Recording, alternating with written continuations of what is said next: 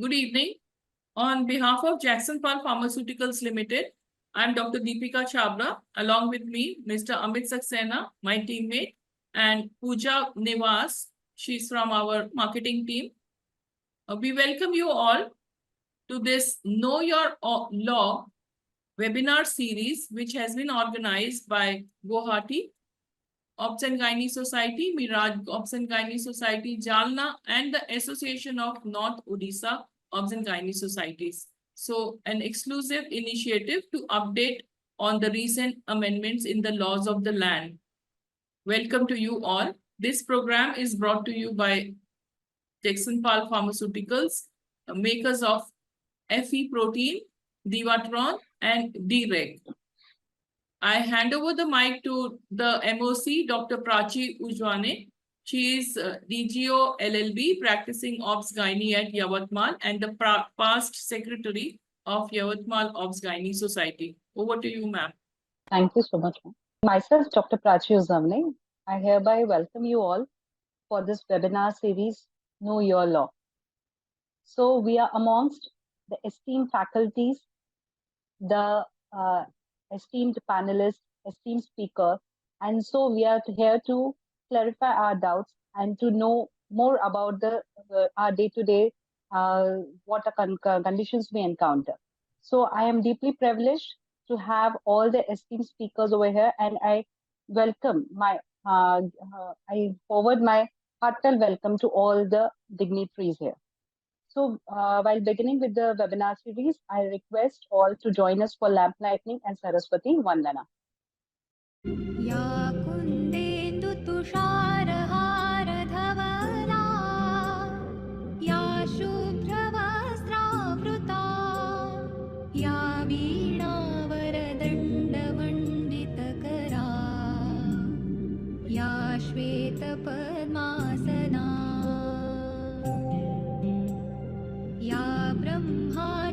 शंकर प्रभृतिभिः देवैः सदा वन्दिता सा मां पातु सरस्वती भगवती निःशेषजाड्यापहा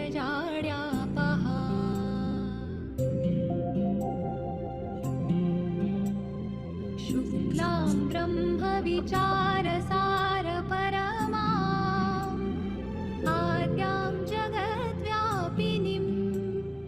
वीणा पुस्तकधारिणीम् अभयदा जाड्यान्धकारापहा.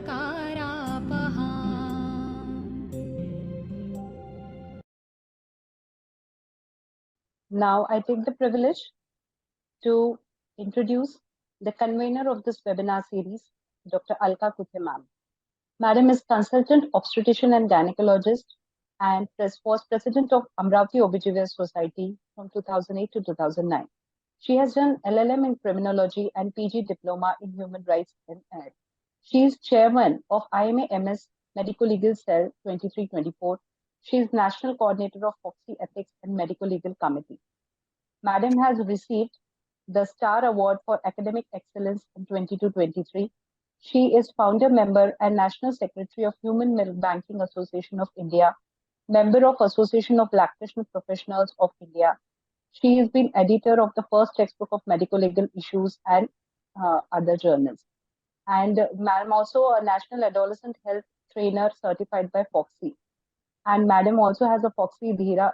She is also a FOGSI Dhira master trainer. We welcome you, ma'am, here. And also, Madam is contesting for the FOGSI Chairperson FDP committee for this year. And best wishes for that too, ma'am. We welcome you, ma'am, in the convener of this webinar series. Yeah, thank you so much, Dr. Prachi, for the kind introduction. At the outset, let me thank Dr. Archana Madam to give me opportunity to conduct this webinar. For this webinar, Know Your Laws, I welcome our chief guest, Dr. Sharda Jain Madam, our guest of honor, Dr. Archana Verma, Dr. Basab Mukherjee, and Dr. Janmejay Mohapatra. All the presidents and secretaries of Odisha, Maharashtra, Assam societies, the well-known speakers today who are going to enlighten us on anemia and laws that govern our day-to-day practice, rather ART law, which has many intricacies that we should know. So I welcome you all. Knowledge of laws is very important for all of us because you know the common dictum, ignorance of the laws is no excuse. So tomorrow we can't say the ART law has amended just now. I don't know anything about the law. If at all we want to start practicing infertility, you must know the details regarding ART law, surrogacy, etc. So ignorance of the law is no excuse. With this intention in our mind, but at the same time, there are certain comorbidity that are associated with pregnant lady, like anemia. And in case if we require sudden rise in hemoglobin because she is near term, apart from blood transfusion, sometimes blood is not available. Even sometimes we don't get RBC pack. At that particular time, if at all we can give some transfusion, IV transfusion of iron, that will be beneficial for that lady because she will be going for labor in the next few hours. So with this intention, we have mixed bag of webinar today. And for this webinar, we have chief guest Dr. Sharda Jain, madam. Once again, I welcome madam for this webinar. And best luck to webinar again. Of course, my dear friend, all of you are with me. I know that. But with this intention, I would like to start KYL, means Know Your Law series. And at the same time, may I know you? Because certain times are there when we want to help others, those who are in dilemma. So with this pure intentions, I started 2 series, Know Your Laws and May I Help You. So once again, I welcome you all for this function. Over to you, Dr. Prachi. So we are deeply privileged to have today amongst us for this webinar series our chief guest, Dr. Sharda Jain, ma'am.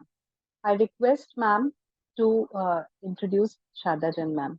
A great guide and philosophical by mind and always there to help us. And request you to please say a few words as a chief guest. Great good evening to all the people who are listening me and who are a part of this particular webinar. My sincere thanks and my gratitude goes to Dr. Alka Kuthe, who was bent that I should be part of this particular webinar, and I'm really delighted. As Madam just now said, all doctors need to have a legal knowledge and they need to be updated. Because 50% of the litigations in this country are against gynecologists. And to say that you do not know about the laws, that's really not right. Another thing is that, the trend of litigations against gynecologists are rising and the public is getting hostile on a minor things. Here, I just wish to tell you, judges do not know medicine and they can't guide us how to practice medicine.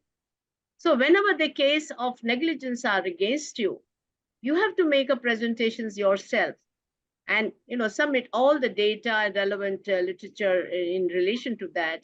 And my suggestion to you is that in your case, always have a affidavit kind of thing from your colleagues. That will come as a big support. The kind of job which has been done, it is again is according to the guidelines or it is not according to the guidelines.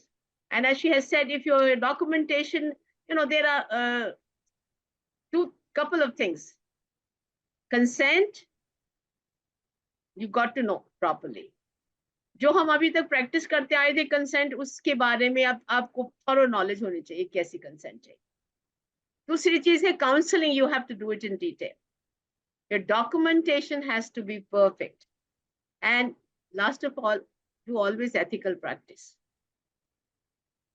Simple living, high thinking में विश्वास करिए. आप चाहोगे कि सब कुछ अच्छा हो जाए तो थोड़ा सा मुश्किल हो जाएगा. Then you are trapped. And I will say that, there are a couple of things which a doctor should know. MCI, or which is now the National Medical Council, has their own regulations which every doctor practicing in this land has to follow.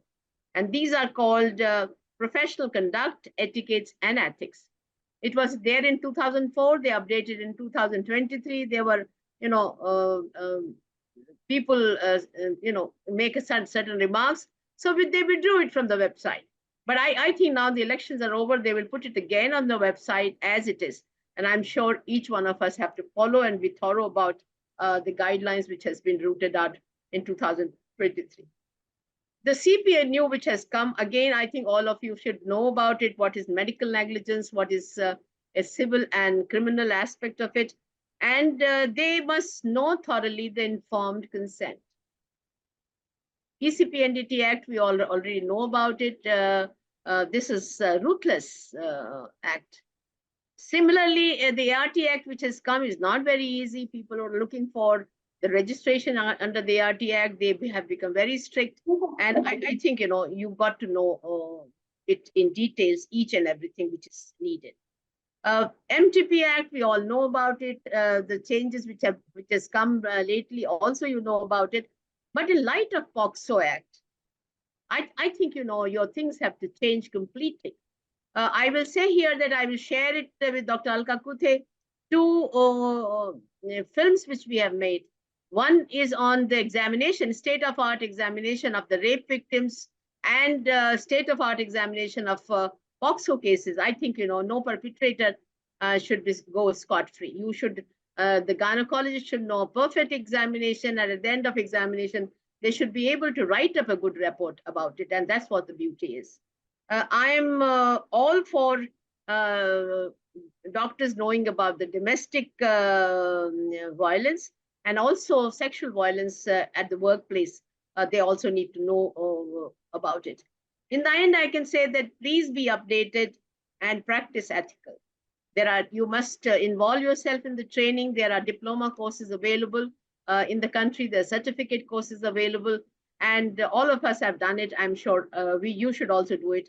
They're all through the webinars or online things. They can be very easily done by each one of them. Anemia is very dear to me, and I feel, injectable iron has a definite role to play. And the latest guidelines which are there of the Government of India, I think each one of us should know about it. What are the red flags and where it should be used. I should say that, I say that aim of WHO and everybody is 11 gram% at the end of delivery. But people like us and Manju Puri feels that hemoglobin aimed by each one of us should be 12 gram%. So if we aim at 12, so 11 to hoi gayi. And in our practice, we find good 90% can be there at 12. You got to be very careful about it. I think today's deliberation, Madam, is going to touch about the red flag signs. I will say I can only make a suggestion that you get a CBC in the beginning. You must get a peripheral blood smear done at that time. Must rule out thalassemia. But instead of 28 weeks, which the Government of India says, you must get a CBC done at 20 weeks. And you find if it is less than 10 gram%, injectable iron must be given. And the same should be done around 32, 33 weeks. So I think, we must make anemia-free India. When I was a student, long time back, that time the anemia rate was 90%. In 2000, again, it was pretty high. And still today, we find ladies, pregnant ladies, adolescent girls, it is between 50 to 60%. Narendra Modi says that we want to make this particular country a Viksit Bharat. So that means that anemia incidence should be 5% in 2047. So you are there in 2024 today, and 47 is not far away. So each one of us should see to it that we work very hard and make this country anemia Mukt Bharat. So with these remarks, I will say my plea is that please update yourself, get some training in the litigations, join Dr. Alka Kuthe's class, know your laws, and I think, things will be different. Things will be different. Thank you very much. Again, Dr. Alka, for inviting me and to be part of this webinar. Thank you very much. Yes. Thank you, madam. Thank you so much. I know you are the guide for most of us. Whenever we are in dilemma, we express. I just wish to tell you that, people like me had been a Delhi Medical Council expert for 20 years, and now I'm there in the National Medical Council for the last 7 years as an expert on gynec side is concerned. And I have had a privilege of seeing so many hundreds of cases. Thank you so much, madam, for gracing the occasion. Thank you so much. Over to you, Prachi. Yeah, I would like to welcome our guest of honor, Dr. Archana Verma, ma'am. Madam is well known to all of us. Madam is Vice President FOGSI 2021. She's founder president of West UP ISOPAP chapter, advisor of UP COG, organizing chairperson of UPCOG 2020, past president of Ghaziabad Organic Society. So thank you very Yeah. much. Thank you, Alka Kuthe, for inviting me, and I'm sharing the dais with my most respected teacher, Dr. Sharda Jain, madam. I'm so grateful to you. And I just want to say a few things only. Just remember that there is always a doctor behind a doctor. So this line we should remember, and to just crack this anonymity, this negative feeling, we can only make it to the zero by making friends. If you are not taking others' bad comments about you, because some few points are there to make you more better. So criticism should also be taken as a better, but definitely unity has to be there. And this "may I help you" attitude of few people is really very, very good. And there is a list of acts, and they act against doctor. So we should be taking care of our actions. You know, our actions should be like that, so that we patients, especially that we are consumers, they don't get annoyed with us, and we have to take care of about all these things. And because we must remember what is wrong and what is right, and what are our rights and what are patients' rights, because being human is something very, very important. And even the Supreme Court says that doctors are so much educated that we can't accept any negligence from them. So medical negligence is a big thing, and we have to be take care of this. And to make the zero error in your attitude, in your practice, you have to know the guidelines, you have to know all the laws. And because it is the mentality which makes you a perfect person. And for that, as a doctor, I must say,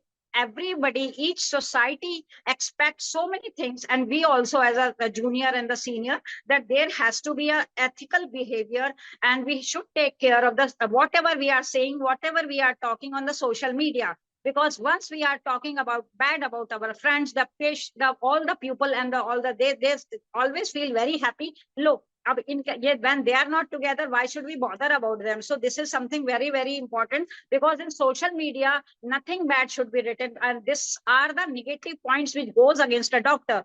And regarding, I want to say the bread and butter of the gynae and the patient, the doctors used to be about the MTP. And we should know each and everything about the safe abortion laws, because unsafe abortion, we know, is a tragedy, and we have to take care about that.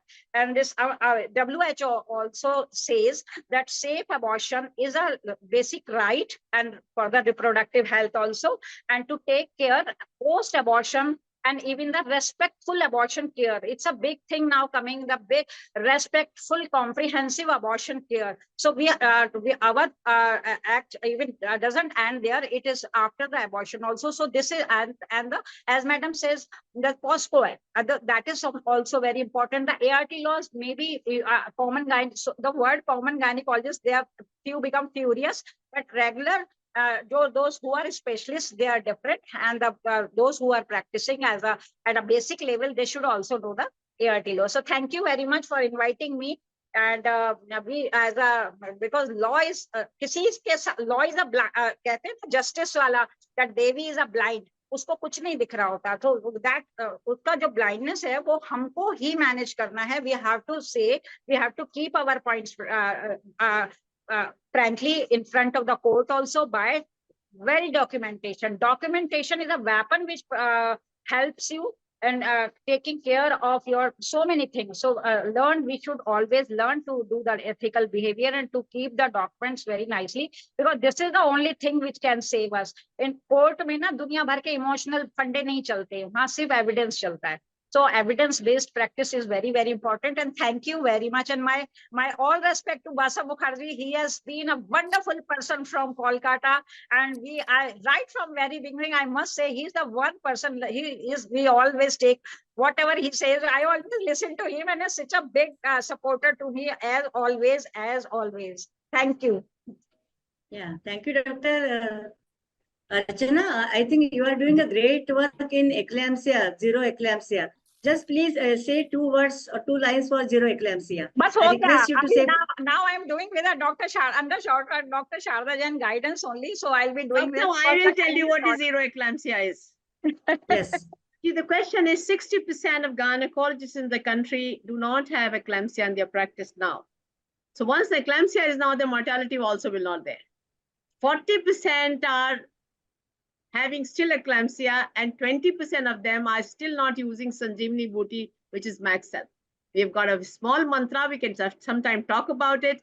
And by 2030, every gynecologist in the country will see to it that there is no mortality in eclampsia. It is doable, very much doable. When I talk, it is a zero mortality in eclampsia. When I'm talking, it's not PPH, it is eclampsia. You can do it. Yes, thank you. And state-wise, even Dr. Basab has promised me that after 15th August, because we will be making India free of eclampsia. So I'll be doing so many programs with Dr. Basab online also, and Madam Dr. Under Dr. Sharda Jain guidance, obviously. So we'll be doing too much great work. Because online is nowadays a thing which we help us a lot. A physical meeting, everybody cannot attend. Yeah. And all my respect to Dr. Saraswati Madam also. Yeah, Alka, give me 1 minute to say namaskar to Dr. Saraswati Madam, Janmejay, Mohapatra, and so many people I can see. Dr. Janmejay, I once called him, you are just like a police inspector. Thank you, thank you. He is a very hardworking person, and I must add now, Dr. Basab said already, Sasmita, and so many. I think namaskar to all, and we will be meeting again and again. Thank you. Yeah. Thank you, Dr. Archana, for the kind words and for so much encouraging words for all of us. You are the person who always inspires the person who want to work in any field. So thank you so much for joining. Actually, this webinar is a close collaboration of Guwahati, Meerut, Jalna, and Association of North Odisha, that is Balasore OBGYN societies. So 4 of the societies are here coming together for anemia eradication program. And once again, know your law, the law that governs our day-to-day practice. So thank you once again. Over to you, Prachi. Yes. Now I would like to introduce our next guest of honor, Dr. Basab Mukherjee, sir. Dr. Basab Mukherjee, actually, again, we are a guest of honor who don't need any introduction. But just to complete the formality, I'm introducing him. He's a Vice President, FOGSI, 2021-22, Vice President, Bengal OBGYN Society, member, INAUGURATION Governing Council, 2015-20, Secretary of AICC RCOG India East, FIGO Coordinator South Asia Safe Abortion Committee, Founder Secretary of ISOBAR Calcutta Chapter, Founder Secretary of IAG Bengal, Organizing Secretary AICOG 2023. Many of us have witnessed AICOG 2023. He received Young Gynecologist Award. He is a Young Gynecologist Awardee during AOFOG at Taipei in 2011. And he has contributed more than 30 chapters in textbook. And the most important thing is that he's a very kind-hearted human being, a very close friend of mine. So I welcome Dr. Basab Mukherjee and request you to please say a few words for the webinar. Thank you, Dr. Alka. It's always a pleasure being here, meeting you either personally, physically, or virtually. And congratulations on your wonderful effort of Know Your Law series. I think Dr. Sharda Jain and Dr. Archana have already mentioned how important it is for the medical person to know the law. And unfortunately, we only think about it when we get into trouble. Because when we don't get into trouble, we just think that we are very happy and we are in an island of our own and nothing will happen to us. But when we get into trouble, which some time or the other in your long professional life, if you see enough of clinical cases, you definitely will get into trouble sometime. Then we remember the law and then we get ourselves stressed. We run helter-skelter to check for a lawyer, to check for medical legal people like yourself, to get an opinion. And that is unfortunately the real truth. Because this is something which everybody should know as a physician, but people a lot of times leave it for granted. I practice nice and ethical and evidence-based medicine. But getting into trouble has nothing to do with evidence-based and ethical medicine. Yes, we can all do, that is the minimum we can do. But at the same time, even after practicing that, you can get into trouble. And that is the reason why these webinars are so important, to keep on reiterating the fact of what are the things which can help you in practicing safe when you do clinical work in obstetrics and gynecology. I also want to use this forum to thank you, to give an opportunity to share the dais with the Honorary Dr. Sharda Jain. Madam is such a leader and idol for all of us. She just takes health activism to a different level. And I think we should all be activists in our own profession besides doing our clinical work. So clinical work is just one part of it. But to be a complete doctor, you need to do some advocacy on activism on health subjects. And that is where Dr. Sharda Jain stands out. And I think all of us have a lot of things to learn from her, that it's not just do your clinical work, do your hospital work, do your operations, do your IVF and endoscopy, but go one step more and try to make a difference in the public world, in the public health arena. And I think that's a very important. And FOGSI also has taught me through the Family Welfare Committee chairperson and through the vice presidency that there is so much in the community to do that in a city, in an urban setting, you do very limited work and you can do much more. So thank you for this opportunity. I'm sure all your listeners and viewers are waiting for the actual program to start, the IV iron and the other discussion which is coming up. Thank Jagsonpal. Dr. Deepika is here. She's also a dear friend. And to support this initiative, it's wonderful that she's supporting this very important webinar, and great messages are coming ahead. Thank you very much for having me. Always a pleasure. Also great to meet Dr. Archana, my co-VP, when we had a great time together as vice presidents, and Dr. Janmejay, my brother, my colleague who is the present vice president from the East Zone. Thank you very much for having me. Thank you, and have a great webinar and good learning ahead. Thank you so much. Thank you so much, Dr. Basab, for your best wishes. Thank you so much. Now I would like to welcome our second guest of honor, Dr. Janmejay Mohapatra, sir. I request Alka ma'am to introduce sir. So I would like to welcome our guest of honor, Dr. Janmejay Mohapatra, sir, who is not only active in OBGYN, rather FOGSI, but he's also active in IMA, means Indian Medical Association. And he has held many organizational positions to his credit. At present, he is Vice President FOGSI 2024, Treasurer AGOT 2022, Treasurer ASOG 2018. He was the Treasurer for All India FOGSI Conference in 2018, Chairperson of Clinical Research Committee FOGSI 2013-15, Joint Secretary FOGSI 2011. And he has many accolades, many awards to his credit. IME National Award, IME National Award, Best State Secretary Alka, madam. for his name. I welcome you, sir. Just request you to please say a few words for the webinar. Thank you, Dr. Alka, madam, for your kind introduction. Respected Chief Guest, Dr. Sharda Jain, madam, Patron NIGF, Guest of Honor, Dr. Archana Verma, Past Vice President FOGSI, my dear friend, Dr. Basab, Past Vice President FOGSI, Convener, Dr. Madam, all the speakers, Dr. Kalpana, Dr. Divatrone, all the respected chairpersons, panel moderator, and all the brilliant panelists and experts of the panel, Dr. Jyoti, MOC Dr. Prachi, all the organizing team of Maharashtra, Guwahati, OBGYN Association of North Odisha, Balasore, with academic partner Jagsonpal, all the seniors, teachers, my fellow delegates and friends. It gives me immense pleasure to be the guest of honor of this webinar.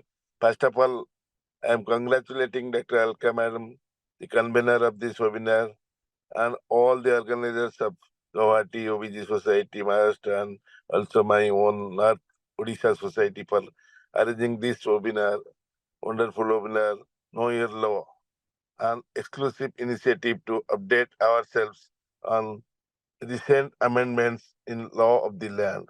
I think today's talk and panel both will benefit our members in their day-to-day practice. FOGSI as a family president, Dr. Jaideep Tank, and Secretary Dr. Madhuri Patel, and all office bearers leading this family from we all vice president, chairpersons, and other office bearers supporting, cooperating, and marching ahead to the FOGSI, take the FOGSI to a greater heights, not only in field of academics, but also in fellowship and services. I welcome all the delegates to this very important and informative webinar.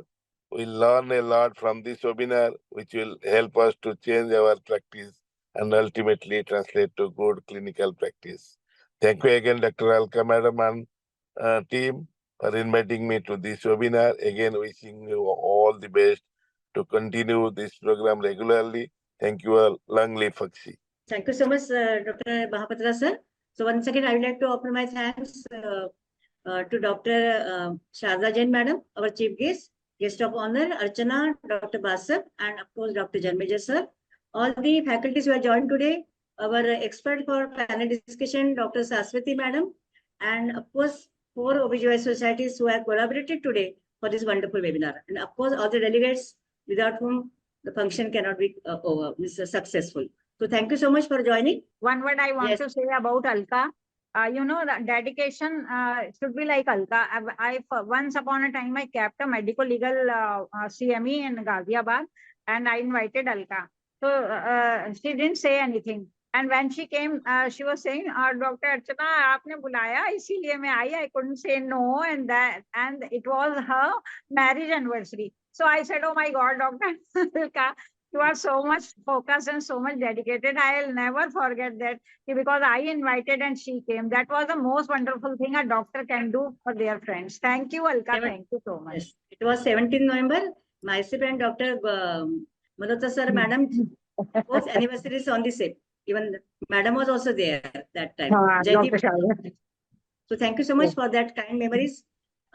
So we'd like to switch out to second session. But before that, I would like to seek your blessings and best wishes for my future endeavor. And Dr. Basab is here. I think he will also like to say something. No, I think what Dr. Archana is saying is right, because the work speaks for yourself, Dr. Alka. You've been working in this subject so hard. It should make a difference. People should take notice of that. But elections are funny things. We can't always predict. But at the same time, our good wishes and are with you on this. Thank you. Thank you. Thank you. Thank you so much, Basab, Dr. Archana. And I'm always there available 24/7. It never happens that Alka has not received the call. If at all I'm busy in OT, I come out of OT and nothing call me. So I'm there always to help you in any medical legal crisis. Thank you so much for your kind words, Dr. Basab, Dr. Archana. Over to you, Dr. Prachi, for the next session. Moving forward to the next session. So I would like to invite the chairpersons for the second session. Dr. Vilas Bhole, sir. Sir is Director of Matru Seva Hospital, Jalgaon, ex-Joint Secretary IMA Jalgaon, and he is also ex-Secretary IMA Jalgaon 2018-19, ex-committee member PCPNDT District, Jalgaon City, as well as for Jalgaon District. He is ex-member of delegation to Kolhapur for PCPNDT Silent Observer Study. He is ex-clinical secretary of Jalgaon Obstetric and Gynecological Society. He is ex-president BJP Doctor Cell Jalgaon City 2014-17, and he is ex-co-chairperson of National Health Program IMA MS. Sir has, to his credit, IMA Awards 2011 President Special Felicitation at Chandrapur, 2012-13 IMA AMS Chairman's Appreciation Award at Pune, 2015-16 President's Appreciation Award for Selfless Service at Paravati, 2017-18 President's Appreciation Award at Mumbai. So now currently he is President of Jalgaon Gynae Society and Vice President of IMA MS. So we welcome you to chair this session, sir. I would like to introduce our second chairperson, Dr. Jyoti Bobe ma'am. She is President of Navi Mumbai Obstetric and Gynecological Society, practicing since 31 years in Navi Mumbai, consultant at Anuja Nursing Home and IRC Airoli, Apollo Hospital, CBD Belapur, and Kokilaben Dhirubhai Ambani Hospital, Kopar, Khairane. We welcome you, ma'am. Now, the next chairperson for the session is Dr. Arun Kumar Singh. Sir has done MD, FIC, MCH, Fellowship in IVF and Reproductive Medicine. Sir is Director of Pratiksha Fertility and IVF Clinic, Balasore, visiting consultant at Jyoti Missionaries Hospital. He is ex-associate professor of Ashram Medical College, Iluru, Joint Secretary, Iluru OBGY Society, 2007-8, Secretary of North Odisha Obstetric and Gynecological Society, till date. He is Secretary of ISOPAP Chapter, Balasore, Odisha. He is a FOGSI member, life member of ISAR, IFS and IAG, and he has special interest in infertility and gynec endoscopy. We welcome you all to chair this session. I request Dr. Vilas Bhole, sir, to introduce our guest speaker, Dr. Kalpana Choudhury, ma'am. Good evening, all. Yes. Welcome, audience, for this session. And it's my immense pleasure to introduce the speaker, Dr. Kalpana Choudhury, ma'am. She is a senior consultant in Department of OBGY and affiliated to Health City Hospital, Guwahati, Assam. She has worked at Norman Tunnel Hospital, Meghalaya for 18 years. She's a recipient of I Pledge for 9 Achievers Award 2018 under PM SMA from the Union Ministry of Health and Family Welfare. She is also recipient of of recognition from Health Department, Government of Meghalaya. She has presented papers in several zonal and national conferences. Her field of interest is obstetrics and endoscopy, and she is presently a secretary of Guwahati Obstetric and Gynec Society. So welcome, Dr. Kalpana Choudhury, ma'am, for your talk on the IV iron therapy in the management of anemia. Welcome, Dr. Bhole, sir, the chairperson. Welcome, sir. Dr. Bhole, sir. Thank you. Over to you, Dr. Kalpana. Good evening, everyone, and thank you so much, Alka madam, for giving me this opportunity. Today's second session is about IV iron therapy, and like me, I think most of us have struggled with management of anemia patient. The cause might be anything like iron intolerance or poor compliance or many more reasons, even intolerance to iron injections.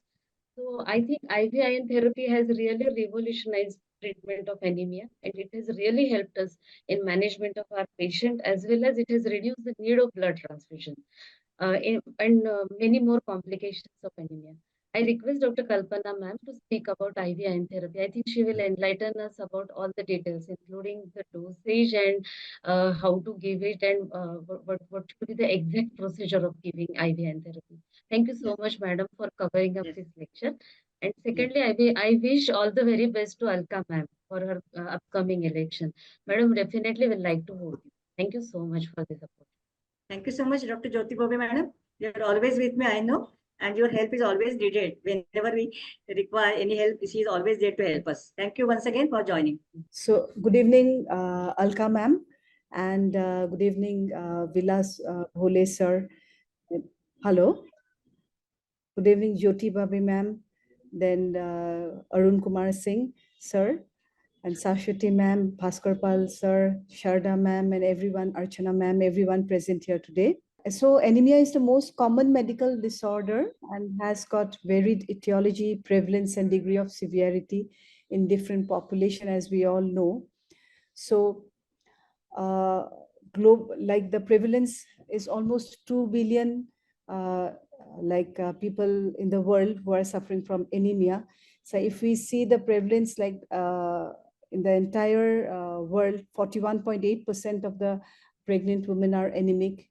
Coming to India, 52.2% pregnant women aged 15 to 49 years are anemic. Amongst the non-pregnant women, between 15 to 49 years, 57.2% anemic women are seen. So, and overall, around 59.1% of the women worldwide aged 15 to 49 years of age in India are anemic. That means the scenario in India is in fact very, very bad. Like in India, anemia during pregnancy poses a significant public health challenge. In fact, India ranks 178th out of 180 countries of the world, like countries like for anemia rates. So coming to the classification, like the red flag, as we know, like CDC, like they have got cutoffs. Now CDC says less than 11 gram per deciliter in the first trimester, less than 10.5 gram per deciliter in the second trimester, and less than 11 gram per deciliter again in the third trimester as the cutoff.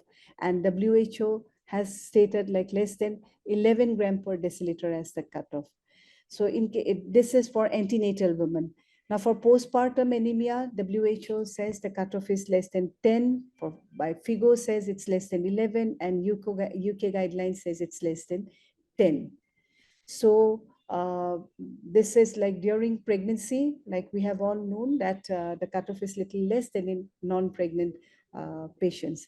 Now, classification, this anemia is again classified into mild, moderate, and severe depending on the hemoglobin level. So in case of non-pregnant women, WHO has set the cutoff at 11 to 11.9 for mild anemia, 8 to 10.9 for moderate anemia, and less than 8, we call it severe anemia. For pregnant women, it is mild anemia is 10 to 10.9, moderate is 7 to 9.9, and severe is less than 7. Now coming to iron deficiency anemia. So iron deficiency anemia is, iron deficiency is the most common micronutrient deficiency affecting 24% of the population. And iron deficiency anemia is the most common type of anemia worldwide. We all will agree to it. So iron is an essential element for all body cells and can have significant health consequences in the states of deficiencies. Absolute iron deficiency occurs when iron stores are insufficient to meet the body's iron requirements, whereas functional deficiency occurs during inflammation. Now, signs and symptoms of iron deficiency anemia, I won't go into detail. We all will know only, like it includes right from fatigue and reduced physical and mental activity, stomatitis, and a patient might have vertigo, headache. So during pregnancy, the demand for iron triples to support fetoplacental development and maternal adaptation. So dietary modifications focusing on increased intake of iron-rich foods and interventions improving iron absorption are crucial. So we are to monitor timely, we are to diagnose accurately, and we are to treat effectively. So we all know, as Sharda ma'am has already said, screening for anemia during pregnancy is recommended during the first trimester, then at 24 to 28 weeks, and finally at 36 weeks. Many a times we are like, we forget to screen the patient at mid-trimester. Now, consequences of iron deficiency anemia, like because of low oxygen level. So the patient might have shortness of breath, fatigue, palpitation, tachycardia. Then patient might have cognitive impairment too. So the symptoms, from signs and symptoms, we can diagnose iron deficiency anemia very well. Then the pregnancy complications are increased risk of preterm delivery. The patient might land up into preeclampsia, PROM, IUD, infection, APH, and in fact, congestive cardiac failure. For the fetal side, like we might have low birth weight babies, prematurity, infections, congenital malformations, neonatal anemia, abnormal cognitive development, etc. So as a whole, maternal anemia contributes to 18% of the perinatal mortality and 20% of maternal mortality in South Asian countries, including India. So therefore, diagnosis, like we diagnose the patient from history and clinical examination, and we send the blood investigations. The blood investigation part is most important, as Madam has already mentioned.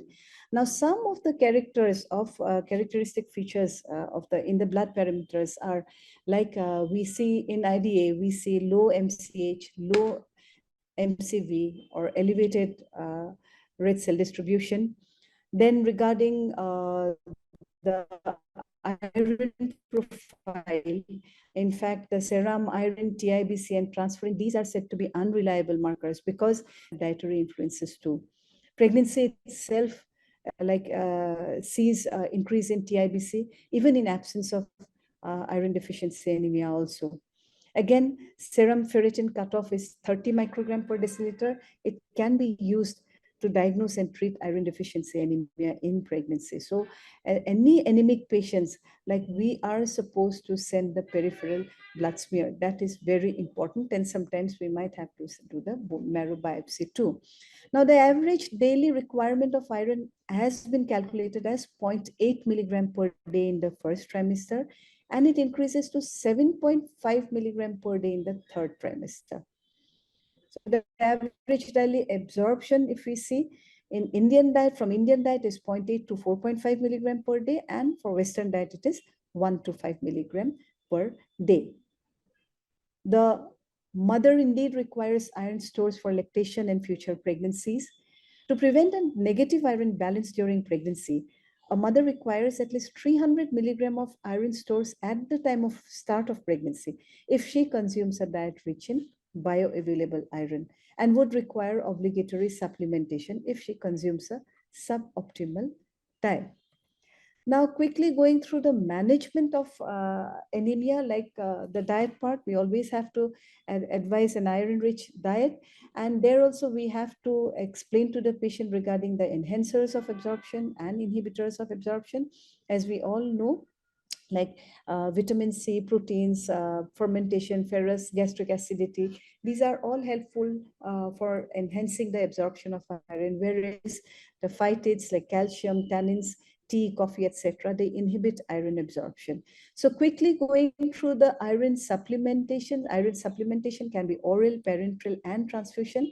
Coming to oral supplementation, so in iron deficiency anemia, the symptomatic patients of iron deficiency anemia, iron deficiency without anemia, like any patient with iron deficiency anemia or symptomatic patients with iron deficiency without anemia, they should be replaced. They should get receive iron replacement. So oral iron is currently recommended as the first line. We all accept. It is inexpensive, it is easily accessible, and it is effective at improving iron stores. It should be continued for a period of 2 to 3 months to ensure repletion of the iron stores. And dosing is based on the amount of elemental iron content. So as recommendation shows, like in adults, the daily requirement is 100 to 210 milligram per day, and in children it's 3 to 6 milligram per kg per day. So all pregnant women should be instructed to take oral iron either empty stomach or after meals, 1 hour after meals, within 1 hour after meals, but preferably with vitamin C rich product. So that will increase the absorption of iron. And there is very little evidence to suggest like that one oral formulation is better than the other. And what we need to remember is only 1.8% of the iron, oral iron, is absorbed from the iron preparations. However, GI side effects, including constipation, diarrhea, abdominal pain, nausea may occur in up to 50% of the patients and lead to non-adherence and discontinuation. So alternate day dosing or switching to different formulations may help reduce these GI effects. In oral iron, like nowadays, the in topic is about lactoferrin. Now, lactoferrin is a non-heme iron binding protein. It's a member of the transferrin family, which plays a key role in maintaining iron balance in the body and controls its physiological concentrations. So it helps in reduces oxidative stress. It retains the iron in lower pHs. It has got a very high affinity to iron, and it can modulate hepcidin and ferroportin synthesis through downregulation of interleukin 6 too. Now coming to IV iron or parenteral iron, I want to say, like parenteral iron includes both IM and IV both. Now, the indications are the failure of oral iron therapy, non-compliance or intolerance to oral iron, late second or third trimester with moderate to severe IDA, or rapid rectification of anemia and repletion of iron stores when it is expected. Then we need to give iron, injectable iron, or when there is any suspected malabsorption, or when there is any bleeding diastasis where hemorrhage is likely to continue. In those cases, in these circumstances, we have to think of IV iron. So, but we should know about the contraindications to parenteral iron therapy. So if the patient is having any history of anaphylaxis to or reaction to parenteral iron, if the patient, if there is no facility for resuscitation, or if the patient is in a state of known iron overload. So in these circumstances, we are not supposed to give intravenous iron. So various studies have shown that once indicated, IV iron therapy is far superior to oral iron therapy in terms of the rise of hemoglobin and replenishment of iron stores. So there are multiple studies. So coming to the structure of these IV iron formulations, currently available IV irons are iron carbohydrate complexes, each consisting of a core of iron surrounded by a carbohydrate shell. So rapid release of large amounts of labile-free iron leads to toxicity and adverse drug reactions.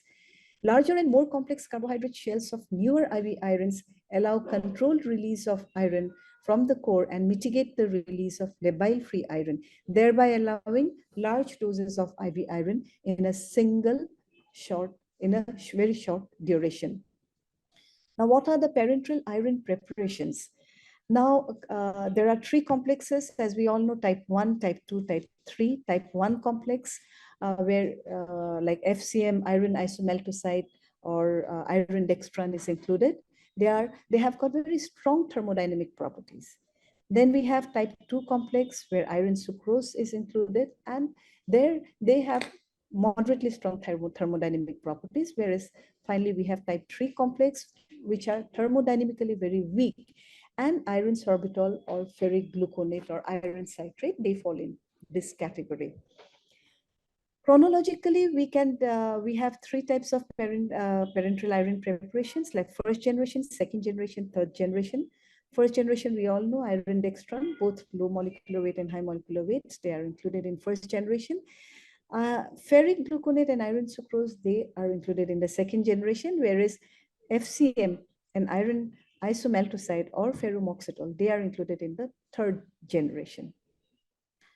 Now, coming to limitations of parenteral iron preparations. Now, iron dextran, in fact, both low molecular or high molecular, they are usually associated with serious allergic reactions that could lead to anaphylaxis.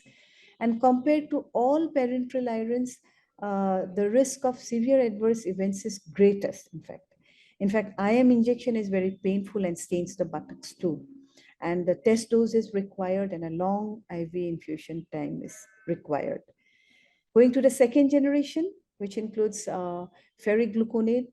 So it is only approved for treatment of IDA in CKD receive hemodialysis who are receiving supplemental erythropoietin therapy. And it can only be administered in low doses associated with high labile-free iron release, and multiple clinical visits are required. And even for iron sucrose also, like multiple visits are required and can be associated with only patients who are undergoing treatment for CKD. The third generation parenteral irons, the limitations is they are only approved for treatment of CKD patients, and maximum allowed single dose is lower compared to other third generation parenteral irons. So it contains highest amount of labile iron among the third generation parenteral irons. So now coming to the third generation FCM, that is ferric carboxymaltose. So it's a type 1 robust parenteral iron, not associated with dextran-induced hypersensitivity. We all know it can be administered in much higher doses. It has got a shorter infusion time.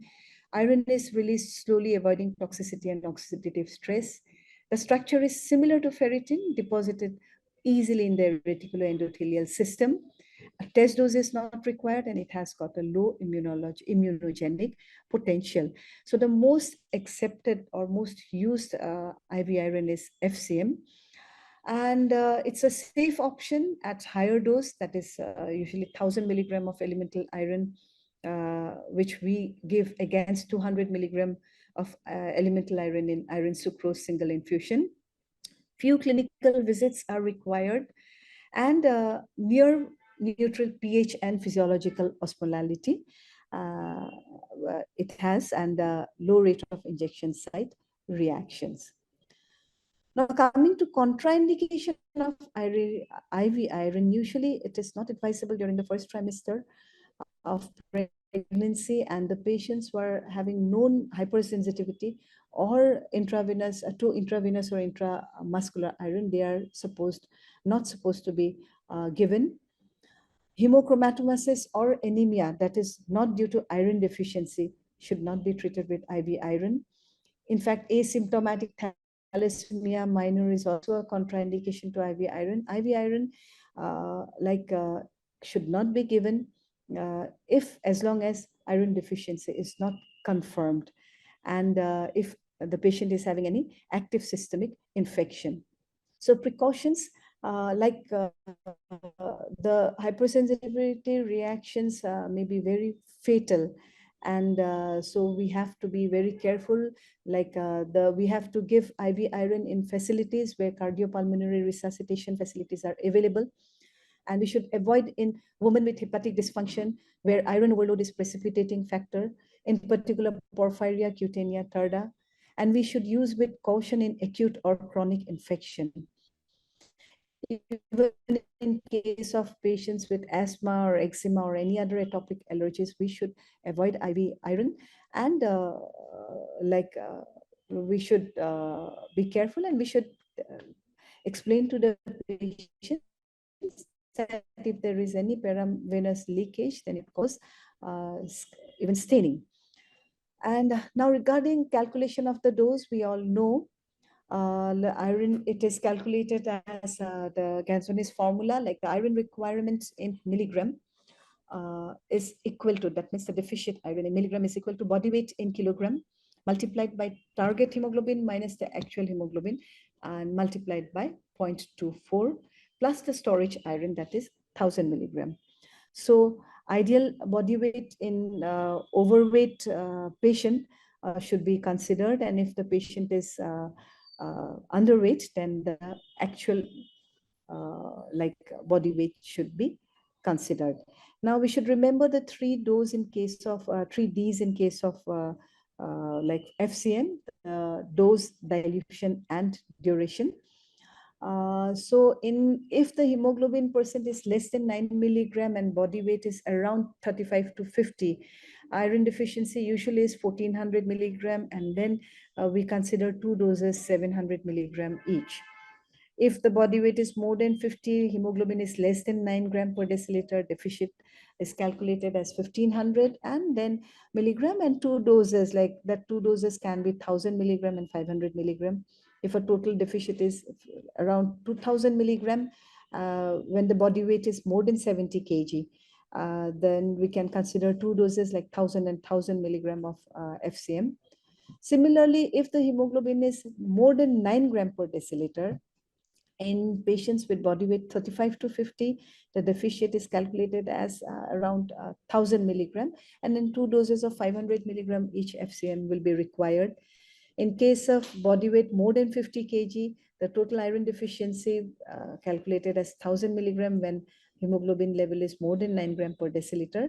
Then, so 1 dose of 1000 milligram is sufficient. The second dose is not required.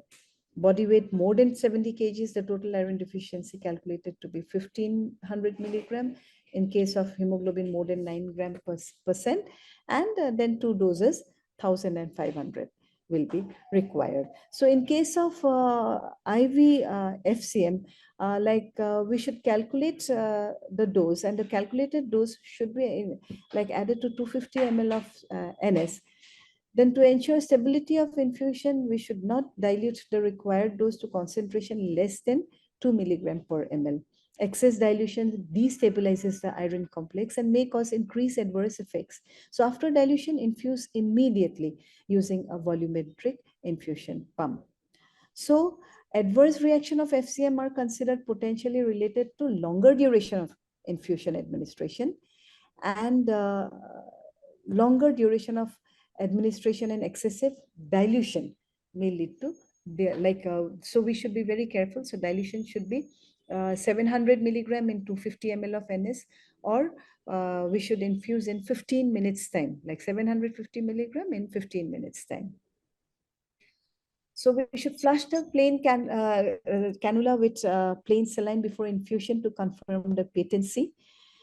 Then we should infuse at a rate of infuse the saline over 15 minutes, monitor the injection site and tell the woman to report immediately in case of any discomfort, burning, redness or swelling. In case of paravenous leakage, we should stop the infusion immediately, and we should explain to the patients on completion, we should again infuse 50 ml of saline to ensure the drug is flushed completely. Do not administer more than 1000 milligram of FCM in a week. So we should. Kalpana, can we summarize now? Because yes, ma'am. Yeah. So regarding monitoring, we should I've already mentioned the side effects of iron IV iron. We all there are many common side effects like headache, dizziness, and all, and to the rare, that is anaphylactic reactions. So if a patient is having anaphylactic reactions, we should immediately make her lie down flat, start oxygen, give adrenaline, steroids, and oxygen by a non-breathing mask. We should not recommence the infusion. And so majority, what we should know is majority of Indian patients with anemia have weight between 35 to 70 kg and hemoglobin level less than 10 milligram per deciliter. So the iron requirement is calculated by weight and hemoglobin chart. And mostly it is, if at this weight, the iron requirement is around 1500 milligrams. So 2 doses of 750 milligram 1 week apart will be sufficient. And the good thing is that for our FCM injections, the doctors can choose like either 500 3 doses or 752 doses or 1000 milligram and 1500 milligram injections also. So we have seen like hemoglobin rise of 2 grams per deciliter in a week's time. There are multiple studies regarding the efficacy and effectiveness of FCM over sucrose. And so we need not go through, but I'm just quoting one study. This is a comparative study done by the doctors from Northeast and Negrim's Hospital. So here also we have seen that there is a mean change in hemoglobin was much more in FCM than in iron sucrose. Again, the increase in serum ferritin was much higher in case of FCM than in iron sucrose. So larger doses given in a short period of time not only saves hospital resources, but also improves patients' satisfaction. Even neonatal outcome, like there was no adverse perinatal and neonatal outcomes observed in women who received FCM during pregnancy. Even in case of postpartum anemia cases, multiple studies have done, and we have seen an optimal rise of hemoglobin in a very short duration after using FCM. FCM has been used in AUB cases, in preoperative anemia cases, like there are multiple studies which have shown the safety and effectiveness of FCM2.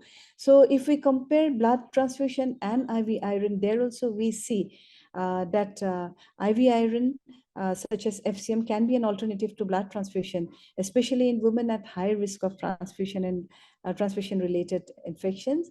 So there are FOGSI GCPR 2017 recommendations, and they also say that oral iron is the first line, and amongst the IV iron, they have recommended like iron sucrose to be preferred during pregnancy. However, FCM needs some more studies.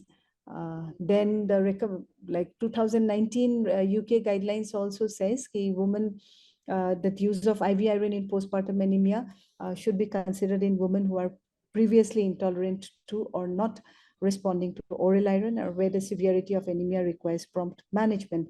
So even for Anemia Mukt Bharat guidelines 2019, they have given the dose schedule in the different mild to moderate anemia. Then Ministry of Health and Family Welfare also, they have given the supplementation dosages in different age categories. And so in pregnant and lactating, 100 milligram of elemental iron and 500 microgram of folic acid daily for 100 days during pregnancy, followed by the same dose for 100 days in postpartum period too. So to summarize, so iron deficiency anemia is a major health problem. All patients with iron deficiency, with or without anemia, need supplementation. Oral iron is recommended as the first line management for most patients with iron deficiency. Parenteral iron is preferred for patients who fail oral iron, malabsorption, severe anemia, or if presented late in pregnancy. IV iron is preferred over IM. Intravenous iron therapy is effective in increasing hemoglobin concentration and reducing the risk of blood transfusion. And FCM is an ideal parenteral iron and requires no test dose with low risk of hypersensitivity reaction. So thank you so much for your patient hearing. Thank you, madam. Good evening, Alka madam, Dr. Archana madam, Basab sir, and Janmejay sir, and the distinguished faculties here. Really, it was a highly informative session on IV iron therapy. and Dr. Kalpana madam has provided us with the comprehensive insights into the recent developments in the IV iron therapy, how we have changed from IM dextran into IV carboxymaltose, ferrocarboxymaltose, and it is clear that this IV iron therapy not only corrects the iron deficiency anemia efficiently, but also increases the quality of the life of the patients and avoids the serious adverse effects of the blood transfusion. So it was really a great insight, but we must remember that we should first diagnose it earlier. So importance of early diagnosis and its treatment is very much important. And another important thing is that while managing the means while infusing these drugs, we should make aware of our staff regarding the serious adverse effects which may happen sometimes. So immediately they can stop and they can take immediate action. And we strictly should tell the patients not to take, because sometimes they force us to take the injection at their home. Doctor medicine लिख दीजिए, हम घर में ले लेंगे injection में. We should avoid all these things, and we must tell them to take in a well hospital center where all resuscitative measures are there. So thank you, madam, for your all the recent insights into the IV iron therapy. Really, it was a very nice session. Thank you, madam. Thank you, sir. Thank you, Dr. Anil, sir. Thank you, Dr. Bhole, sir, Dr. Jyoti, and Dr. Anil Singh, who have joined today. Though in spite of there are a lot many difficulties, Dr. Kalpana, your lecture was very wonderful, lot of information, and that is also evidence-based. So thank you so much for a wonderful lecture, informative lecture. Over to you, Dr. Prachi, for next session. So, ma'am, we'll take 1 minute display of our slide here. My teammate from marketing department is here, Miss Pooja. She'll just take a minute. Pooja, over to you, please. Yeah. Good evening, ma'am. Good evening, sir. It's a nice session about medico-legal activities. And our brand is FE protein. It's unlock iron potential, normalizes homeostasis. It's having OD doses, and as per RDA recommends, we have same strength with additional benefit of lactoferrin and DHA combination, ma'am. So Yeah. this is our product, and its indication is for pregnancy care, iron deficiency anemia, and anemia of inflammations. Thank you, ma'am. So thank you all, and we look forward to your support to our product, which has been recently launched. This is FE protein to give the benefits of the combination of lactoferrin with ferrous bisglycinate and all the nutrients that are needed by a pregnant woman. Look forward to your support. This is a veg product. Thank you. Moving forward to the next session. So it is based on, that is nothing but the Understanding Our ART Act. So we are privileged to have to chair this session Dr. Priyankur Roy, sir. Sir is Chairperson of Public Awareness Committee, FOGSI. We welcome you here, sir, to chair the session. Sir is Associate Professor at Lord Buddha Koshi Medical College and Hospital, Saharsha. He is Chairperson of the Public Awareness Committee, as we have already introduced, sir. He is Joint Secretary of Siliguri OBGYN Society and Justosis India, Treasurer of IMA Siliguri, Organizing Secretary of East Zone Yuva FOGSI. And sir is recipient of various FOGSI awards like Korean Award, Shah R. Ratnam Young Gynecologist Award, and many more awards to his credit. We welcome you here, sir, to chair this session. I would like to invite Dr. Sasmita Swen, ma'am. She is professor and HOD of Cuttack Medical College. She is Secretary of Cuttack Obs-Gynae Society. We welcome you, ma'am. Thank The you. next chairperson for this session is Dr. Sumant Kulkarni, sir. He is President of Miraj Obstetrics and Gynecological Society. He is practicing at Swanand Nursing Home, and he was been awarded Young Talent Award Contest Device Siliguri AICOG. We welcome you here, sir, as a chairperson for this session. I would request Dr. Priyankur, sir, to introduce our guest speaker for today, Dr. Dilip Parke, sir. Can we request Dr. Sasmita, ma'am, to introduce Dr. Dilip Parke, sir? Okay.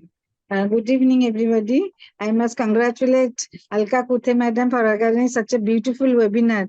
Know the law of the land. That is very, very important for everybody. We must know the law, which will protect us. And for this, today we have the speaker who will be speaking on ART, that is Dr. Dilip Walke. He is the consultant Vitalife Medipoint Hospital, Anuj, and Jupiter Hospital, Banner. He is the chairman, Ethics and Medical Legal Committee, FOGSI. President, Pune OBG Society 2019 to 20, and co-author Uniform FOGSI Consent. So welcome you, sir. We are all eager to listen from you about the ART, which is the IVF, IUI, ICSI, and surrogacy. So there are many amendments in the law to give the optimum medical care and to protect the rights of the donors and the patients. So we are all eager to know who can donate a ovum, who can donate the sperm, what is the age limit, who can be a surrogate mother, who can be how many times one can donate throughout the life. Everything has been curtailed. So to protect the health of the donors and what is the fate of the child born out of this ART procedure. So welcome, sir. Please start your topic. Thank you. Thank you very much. Thanks to the organizers for this opportunity, the organizers, the Guwahati and the Odisha Society. And basically, thanks to Alka for giving me this opportunity. But you know, Alka, today I have got this pressure of performance because when I suggested this topic to Alka, Alka said, everybody do not practice ART, okay? So do you think the delegates will be interested in this topic? So basically, I am under pressure for performance, but my agenda today is I'm not going to talk about any legal jargons, no clauses, no subclauses, seedhi baat, no bakwas. We are just wanting to understand the act in such a way as madam who introduced me told us. We want to have messages for our routine day-to-day practice. I'm not even going to touch upon what the ART consultants are going to do. We will see what we need to know in the act as routine gynecology. So this is the agenda for my talk today.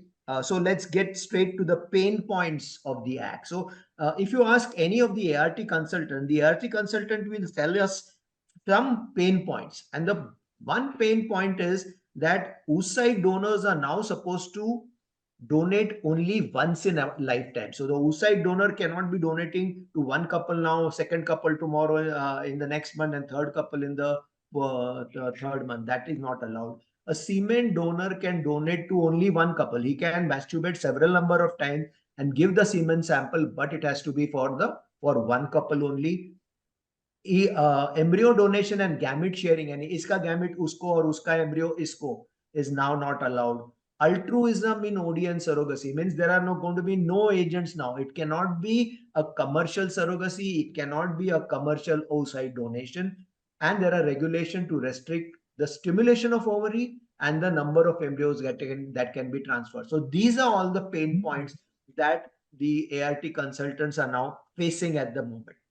So let's have a look at what is this act. So first of all, it is all about licenses and register. You want to do IUI, you want to do ICSI, you want to do IVF, you need to have a registration. So either you have an ART bank for which the fee is 50,000 for 5 years.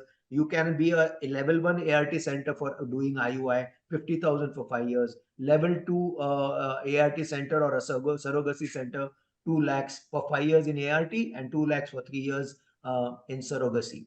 You have to apply on the National Registry website. You have to make a payment to your local appropriate authority. Then there will be an inspection done by the local appropriate authority and then by the state appropriate authority, and you will get a unique ID number. And eventually, the license will be given to you through the local appropriate authority. So this is all about the licenses.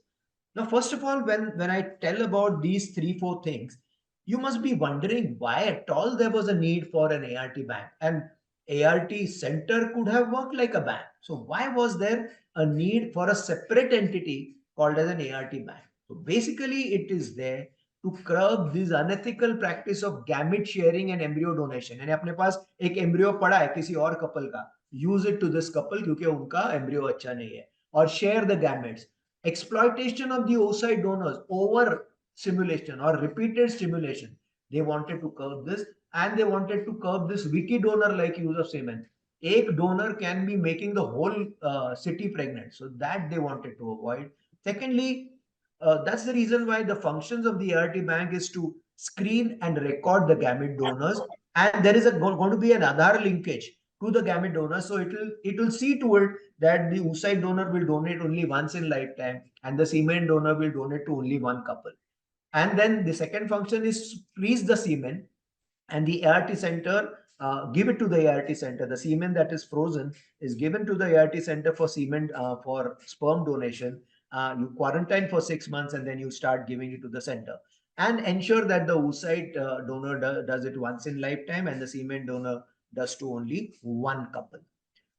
So there is this concept of an ART bank being an independent entity. Now there is a lot of discussion about if it is an independent entity, does that mean that the level 2 ART center owner cannot own an ART bank also? Now this is one debate that can go on and on, and let us not educate the appropriate authority about what exactly the law means, because the appropriate authorities all over the country are allowing a level 2 ART owner to own an ART bank also. So let the sleeping lion sleep. Let's not discuss about this point anymore. However, what is important for us as routine gynecologists to know is who can practice routine infertility and ART. So can a routine gynecologist do consultation like taking history and investigations of infertility patients in his or her clinic? Answer is yes. Now, can he or she prescribe letrozole or clomiphene or any other ovulation inducing drug and do ovulation monitoring? Answer is yes. But can he or she inject gonadotropins is one thing that is discussed in many conferences, and the IVF experts will actually put a fear in the minds of all the routine gynecologists by saying that it is not allowed. But mind you, it is allowed because definition of ART in the ART Act 2021 does not mention stimulation of ovary at all. It is, I mean, that is not what an ART consultant is supposed to do. The gonadotropin stimulation can be done by anyone. The word gonadotropin is not mentioned anywhere in the Act. If patient can be asked to inject gonadotropin herself by the ART consultant, why can't a doctor do it at his or her own clinic is my question. And there was an RTI, and somebody from some government personnel from Delhi gave an opinion that gonadotropins cannot be used by routine gynecologists. Mind you, this is only his opinion. This can easily be challenged in the court of law. So let us not have this thing in our mind that we are routine gynecologists, we do not have a right to inject gonadotropin. So this is what I thought was one important message that I needed to give today while I am speaking to you. Now, who is it that is going to be considered an ART consultant to work in the level 2 ART clinic? Gynecologist in the level 1 ART clinic where only IUI is done need not have any other training but an MD or a DGO qualification. That's all that is needed. Anybody who's an MD, anybody who's a DGO can start a level 1 clinic and start doing IUI. But if you are you want to be considered as an IVF expert in a level 2 clinic, then if you are an MD, then you need to have MD and a DGO. Then what is important that you need to have a 3 years of experience certificate plus 50 OPU, somebody to tell that he has done 50 ovum pickups under me. Now, in addition to MD or DGO, if you also have a fellowship or a DM in reproductive medicine, then this need for doing 50 ovum pickups is not there. But what we need to understand is 3 years of experience post MD or post DGO is what you require from a recognized ART center. When it comes to ART bank, all that the Act says that you need to have an RMP trained in sperm, preparing the semen sample. So this is what is very important for you to know, that we are supposed to have 3 years of experience. It is just because you are a DM or a fellow in reproductive medicine doesn't mean now you need not have a 3 years of experience. So this is mentioned in the Schedule 1 of the 7th June rules of 2022. Many of people show me the 2021 draft of the rules, wherein this 3 years experience rule is not there. This is 2021 draft, which was put on the website for our opinion. And after gathering all the opinion, eventually the 7 June rules have come, and the 7 June rules of 2022 say that 3 years of experience is required. An embryologist, the experience required depends on whether he or she is qualified in life science or clinical embryology. Now, if that person is PG only in life science, then 1 year course in clinical embryology plus 4 years of experience, total 5 years is required. If he is a PG in clinical embryology, then 3 years of experience is required. If he is a PG in clinical embryology plus an MBBS or a veterinary science graduate, then 2 years of experience. And if he's a PhD in clinical embryology, then only 1 year of experience. So this is what an embryologist has to be there. Then andrologist, of course, any surgeon need not be a neurosurgeon. Any surgeon trained in male infertility, a counselor, an anesthetist, a director, these qualifications are very simple and everybody will have that. Now, what is it that the Act tell us about the equipments and infrastructure? Fortunately, the Act does not mention anything about the kind of equipments required and the kind of infrastructure that is required. So you have to be reasonable in your choice in such a way that you take all the, the minimum requirement that is required in terms of equipment does not mention a micro manipulator, which means ICSI machines are not required. What the Act says that you can only do an IVF, but if you want to do an ICSI, you can have a micro manipulator also. So be reasonable in your choice in such a way that it is ultimately going to be cost effective, and at the same time, you're not compromising on the success rate. So don't get carried away by these people who are coming to you and selling you products and buy very hi-fi equipment. You be very reasonable and take proper advice by your colleagues and buy that. Now, who can avail ART or surrogacy? We will have a look at this on these 4, 5 points: the duration of infertility, the nationality, the age requirement, the marital status requirement, the confidentiality, and the eligibility and essentiality certificates in surrogacy. So what is it that the Act mentions as definition of infertility? The definition of infertility if the patient is married for more than 1 year. So that has to be there before you are taking up any patient for an IUI or an IVF. That couple has to be married for at least 1 year. So that is important for us to know. Secondly is marital status. ART can be availed of by a married couple or even a single woman. So a single woman can take donor semen and then she can become pregnant with a donor semen. She can also decide to get married later so that she can store her oocytes in an ART bank and decide to use these oocytes later on. Say some young girl does not want to get married at the age of 25, 30 or 32. She says, I'm going to get married at 40. So she can store her oocytes and get pregnant later on, even without getting married. It is not available for living relationship couple, while a surrogacy is either for married couple, or if it is a single woman, then she has to be either divorced or widowed. Only then she can avail surrogacy. Of course, it is not for live-in couple.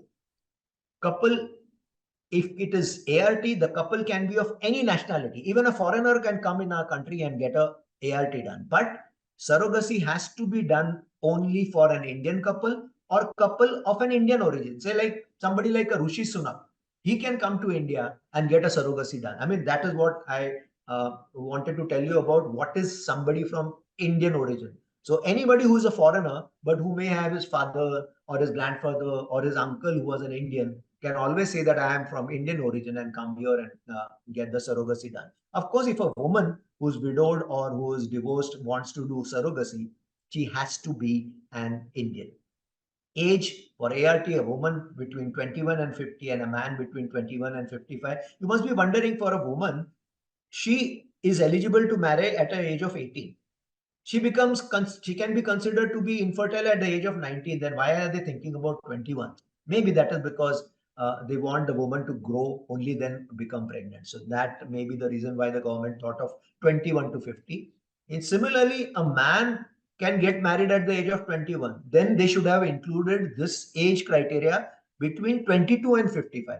But these are some flaws in the Act which eventually they will rectify. Surrogacy for a couple, woman has to be between 23 and 50, man between 26 and 55.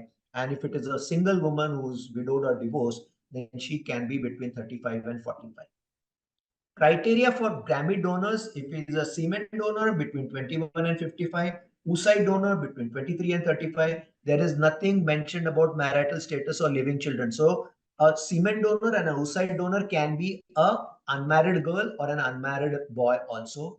Medical examination: the minimum requirement is HIV, HbAg, VDRL, NHCV. Other tests like electrophoresis, genetic testing is as per request, that is that we get from the commissioning couple or the woman. There is a clause for confidentiality about which we'll try to understand a little later. Of course, I have already told that oocyte donor once in lifetime, semen donor to only one couple.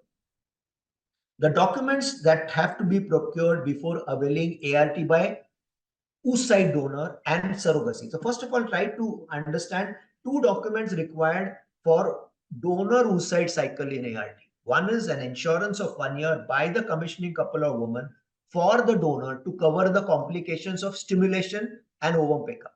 So for that, 1 year of insurance, and an affidavit by the commissioning couple for the donor, though of course no draft is provided in the act, to say that I'll take care of this donor during the stimulation and during the ovum pickup, and I take care if there are any complications. So these two documents are what is required as per the ART Act. And when it comes to certificates required by the commissioning couple or the woman and the surrogate to avail surrogacy is: number one, essentiality certificate for the commissioning couple or the woman is medical indication certified by the surrogacy board.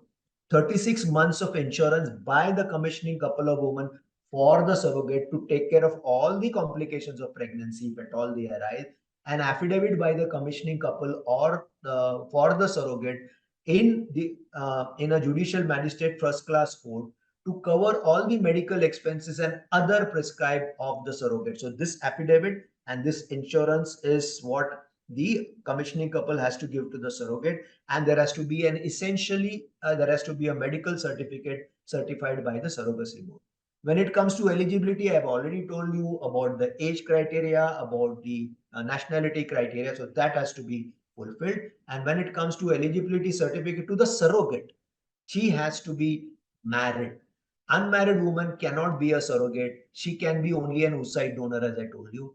Her age should be between 25 and 35. She should have a child of her own. She should be brought by the intending couple or the intending woman. She cannot be brought by the agent. That is not allowed. She has to have an RMP certificate of fitness. She can do it only once in lifetime, and she cannot use her own eggs to give pregnancy to some commissioning couple or woman. The egg, if at all an egg donation is also required, then there has to be a separate and a different oocyte donor. Medical indication for surrogacy: either there is no uterus or abnormal uterus, repeated ERT failures, or recurrent pregnancy losses, and life-threatening illnesses that make pregnancy up to term very risky. So these are the medical indications that the surrogacy board will give a certificate to the commissioning couple or the commissioning woman. Now about confidentiality of the gamete donor. The act is very clear about confidentiality of the semen donor. Semen donor का नाम पता commissioning couple or woman को मालूम नहीं रहेगा. That is mentioned in the consent form that the semen donor is going to sign. But when it comes to oocyte donor, maintaining the confidentiality is very challenging because oocyte donor को 1 साल का insurance देना है, and that has to be given by the commissioning couple and woman or the commissioning woman. And naturally insurance जब कर रहे तो उसको पता चलेगा नहीं. There has to be a notified affidavit that the commissioning couple or the woman has to give to the oocyte donor. Now, when they are going to do this affidavit, which is going to be notified, essentially the name of the oocyte donor will be known. Presently in Pune, what we are doing is the ART banks are fulfilling both this responsibility of 1 year of insurance and the affidavit. But actually, I think it is very challenging to maintain the confidentiality of the gamete donors from the commissioning couple or the woman. But when it comes to oocyte donor, but when it comes to semen donor, that confidentiality definitely can be maintained. Now, compensation to the gamete donors or surrogate, there was an RTI that was filed, and ultimately it was said that we can officially by check compensate the donor for his or her time, the loss of his or her employment, the travel, the food and accommodation if needed, etc. So this is a very loose statement. This does not mention what amount that one can compensate for the oocyte donor. So at the moment of time, you only know that it is supposed to be altruistic, but at the same time, you can compensate for all these. And compensation allowed for surrogacy as per the act is medical expenses, 36 months of insurance, and the act only mentions the other as prescribed, but nothing has been prescribed in the act. So eventually, as the law gets matured, we will get answers, and as there are some cases in the court of law, we'll get answers to what is the meaning of this other prescribed eventually. The records that have to be mentioned is when it comes to ART record, it has to be mentioned for 10 years. All the statutory records, OD cycle, the affidavits and the insurance copies, and details of the treatment given and the result. Again, there is no format, but we are expected to keep the details of the treatment given and the result for 10 years. But when it comes to surrogacy, all the statutory records, affidavit and insurance copies, and details of the treatment and the result, again, no format. But in case of surrogacy, you have to maintain it for 25 years. So this is what you need to, and these are all the statutory records for ART, statutory records for ART bank, and statutory records for surrogacy. And only somebody who's going to do practice ART will need to know about all these statutory records. But we as routine gynecologists need to know some points in our day-to-day practice, like donor semen can be obtained only from ART bank. The ART level 2 clinic cannot take semen from this person, consider him as a semen donor, and put it in somebody else. That is not allowed. Even if you are having a level 1 ART center and where you are doing an IUI using a donor semen, then essentially you'll have to take the semen, washed semen, cryopreserved from an ART bank only. MTP of a surrogate only can be done with the consent of the surrogate and with the cognizance of the appropriate authority. So consent of surrogacy is must, and it is as per the MTP Act. Consent for procedure can be withdrawn before it is. So any consent given for any ART procedure, the woman can just before the embryo transfer say that I don't want to become pregnant by ART. So that is one thing that is mentioned in the Act. Cryopreservation for self-oocyte or self-embryo can be done with consent for 10 years or even more. You can extend the consent for keeping it for more than 10 years, but if it is a donor oocyte, then you can store it maximum for 10 years. A baby is considered the biological child of the commissioning couple, whether it is by oocyte donation or whether it is actually harbored in the womb of a surrogate. The child is officially going to be considered as the biological child of the commissioning couple or the woman, and this is a law, so that cannot be challenged by any court. And again, the law says that you cannot force a woman to become surrogate. And there are some proposed regulations to prevent OHSs. The government is trying to regulate how you're going to do gonadotropin stimulation. This is impossible to do. The government cannot tell us what dose of gonadotropins to use. So this is going to be a challenge for us if the government steps in and puts in all the regulations. These are only proposed regulations. It has not come, and I hope such regulations do not come, because the government is also telling that the maximum embryo that you can transfer is only one.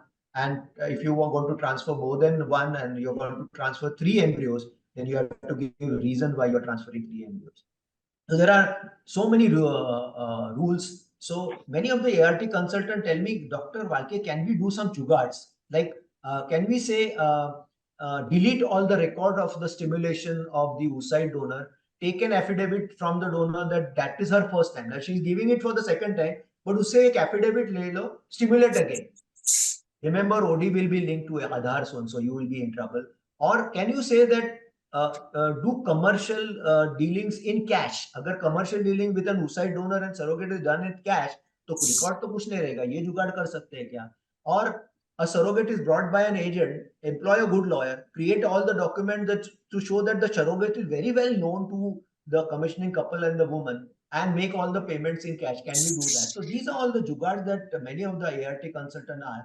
But if you do this jugards, then the penalties are there. And when it comes, penalties are there in Surrogacy Act also, penalties are there in ART Act also. And you have to remember, if you contravene the ART Act, the contravention is cognizable, but fortunately bailable, and punishment is fine or arrest. But when if you contravene the Surrogacy Act, not only it is cognizable, but it is non-bailable. So you will have to be in the jail for a day or two and then go to the magistrate and get the bail from the magistrate. It is non-compoundable, and the punishment is not only fine, but fine and arrest. So you not only will be fined, but you will be arrested too. So when you are taking up something like a surrogacy, you have to be a little careful. Now, when I tell all about this, show this slide about penalties, many of the consultants, especially somebody who's a routine gynec practice person, will be worried. But when you are worried, I just want to show you this slide. In the T20 World Cup on the 9 June 2024, when India was playing against Pakistan, there were 40 runs needed in 36 balls. Pakistan was playing second time and they were needing only 40 runs to win the match in 36 balls. And Mohammad Rizwan was still at the crease. And I was worried. मैंने बोला पाकिस्तान से ये match हारने वाले, किससे भी हारो लेकिन पाकिस्तान से मत हारो यार. This is what I was feeling. I saw that the situation was actually a lost battle. I had lost hopes. But Bumrah saw it as an opportunity. He followed a plan. He bowled a ball which was a yorker and he bowled Mohammad Rizwan. And then what happened was we had a victory. So basically, you need to take any problem as an opportunity. So what we need to do is we have to convert the pain points into opportunity. Like associate with the ethical ART bank for oocyte donation and semen donation. Stay away from the practice of gamete sharing and embryo donation. Stay away from agents for OD and surrogacy. Be associated with a good lawyer for all documents, affidavits, especially surrogacy agreement. Have a senior as a mentor with good social standing. Then you can easily start your own IVF practice. So there is anybody in the delegates who feel कि मैं IVF practice करूँ कि नहीं करूँ. Let me tell you, IVF practice is going to be less litigation prone because the protocols are standard, the consents are robust, the clients are willing for any deviation from the protocols because the client is wanting to become pregnant. So आपने consent ले लिया कि protocol says we have to do it this way, but I am going to deviate. Are you ready to give consent? Client will easily give a consent for that. And the ART and surrogacy acts are evolving and they are basically protective to the clinicians and the oocyte donors and the surrogates. Financially, IVF practice is lucrative because the infertility is on the rise. It is a high ticket service. Unaffordability of patient is a myth.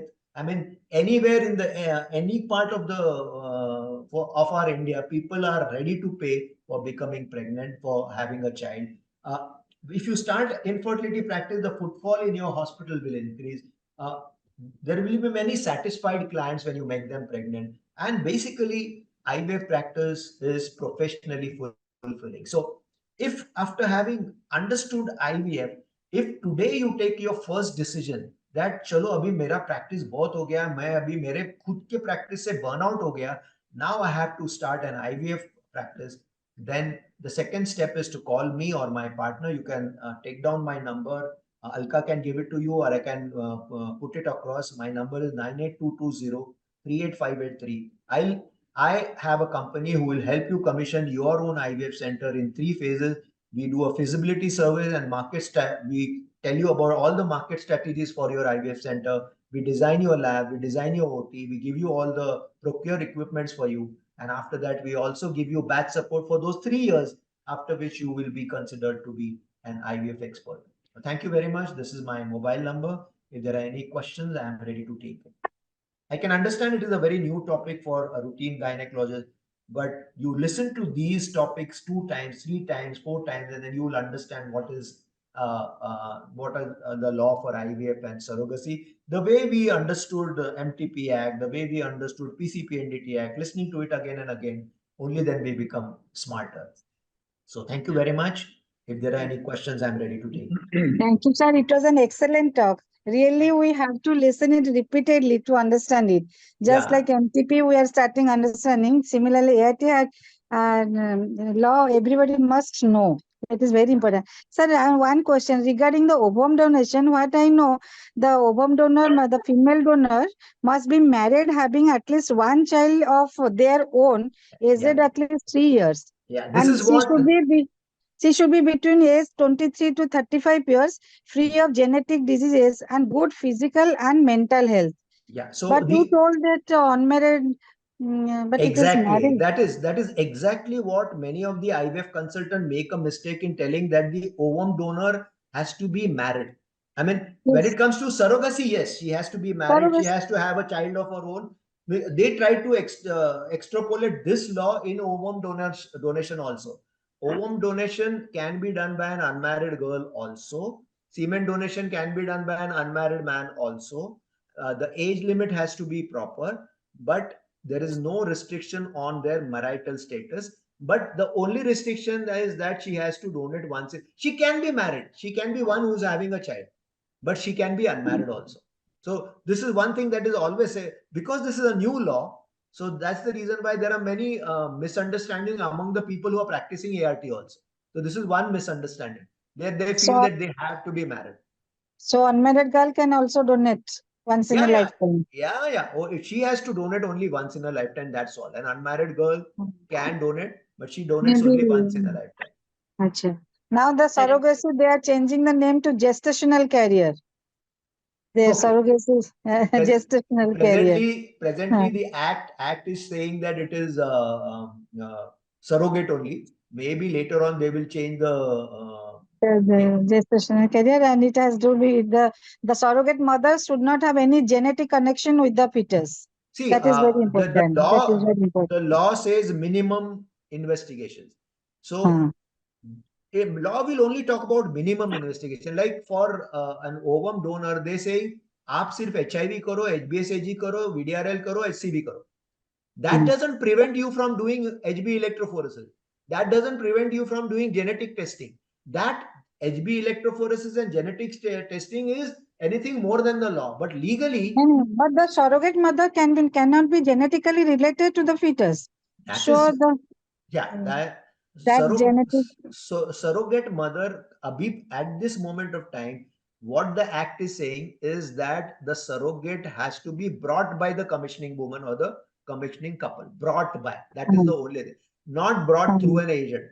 At this moment of the time, the Surrogacy Act is silent on whether she is genetically related or not related. Previously, they are telling she should be genetically related, must be a relation. Now they have changed it. अभी मुझे बताओ कि if there is a commissioning couple or a woman, उसको ऐसा कौन मिलेगा जो genetically related भी नहीं है और उसके लिए surrogate बनने के लिए तैयार है? It is going to be from the family ना, उसकी sister होगी, उसकी cousin sister होगी, ऐसे ही तो कोई होने वाला है ना? But the law says that it should not be genetically related. If the law is saying that she should not be genetically related, it only means that our government is not wanting surrogacy in our country. It only means that. एक तो उसको पैसे भी मत दो, दूसरा वो genetically related भी नहीं है, इसका मतलब आपको चाहिए ही नहीं. Then what happens? If you have these things in the law, then there will be underhand dealing, there will be cash dealing, then there will be chupchap, there will be some agents coming and doing surrogacy. And when a center does that, then there will be these appropriate authorities. They will become smart. As they became smart in PCPNDT, now the local appropriate authorities will become smart here also. The moment they come to know एक pregnancy हो गई surrogacy से, वो उसके पीछे लग जाएंगे. आप कौन हैं? आप इससे related है क्या? आपको इन्होंने पैसे दिए क्या? And things like that. So, just as we suffered in PCPNDT, we are going to suffer in surrogacy also. Any chairperson this session? Any Dr. Subhant Kulkarni? Are you there? Yeah. It was a fantastic lecture as usual. Dr. Dilip Walke sir, and Dr. Dilip Walke sir is known for his medico-legal consultancy and is very good friend of so many gynecologists from Maharashtra state also. So why I'm ready to be friends for so many for the whole country. You can call me anytime. Yeah. Basically, sir, you have very well explained the levels also and requirements also. One more thing I would like to add, that there are some people previously that they were getting the samples for IUI done from their pathologist friends. And then the pathologist was giving them, and then they were doing an IUI. And these centers are not being recognized under ART previously. But now handling these gametes outside, it comes in the preview of ART law. And therefore it has to be understood that even if IUI is also under ART law.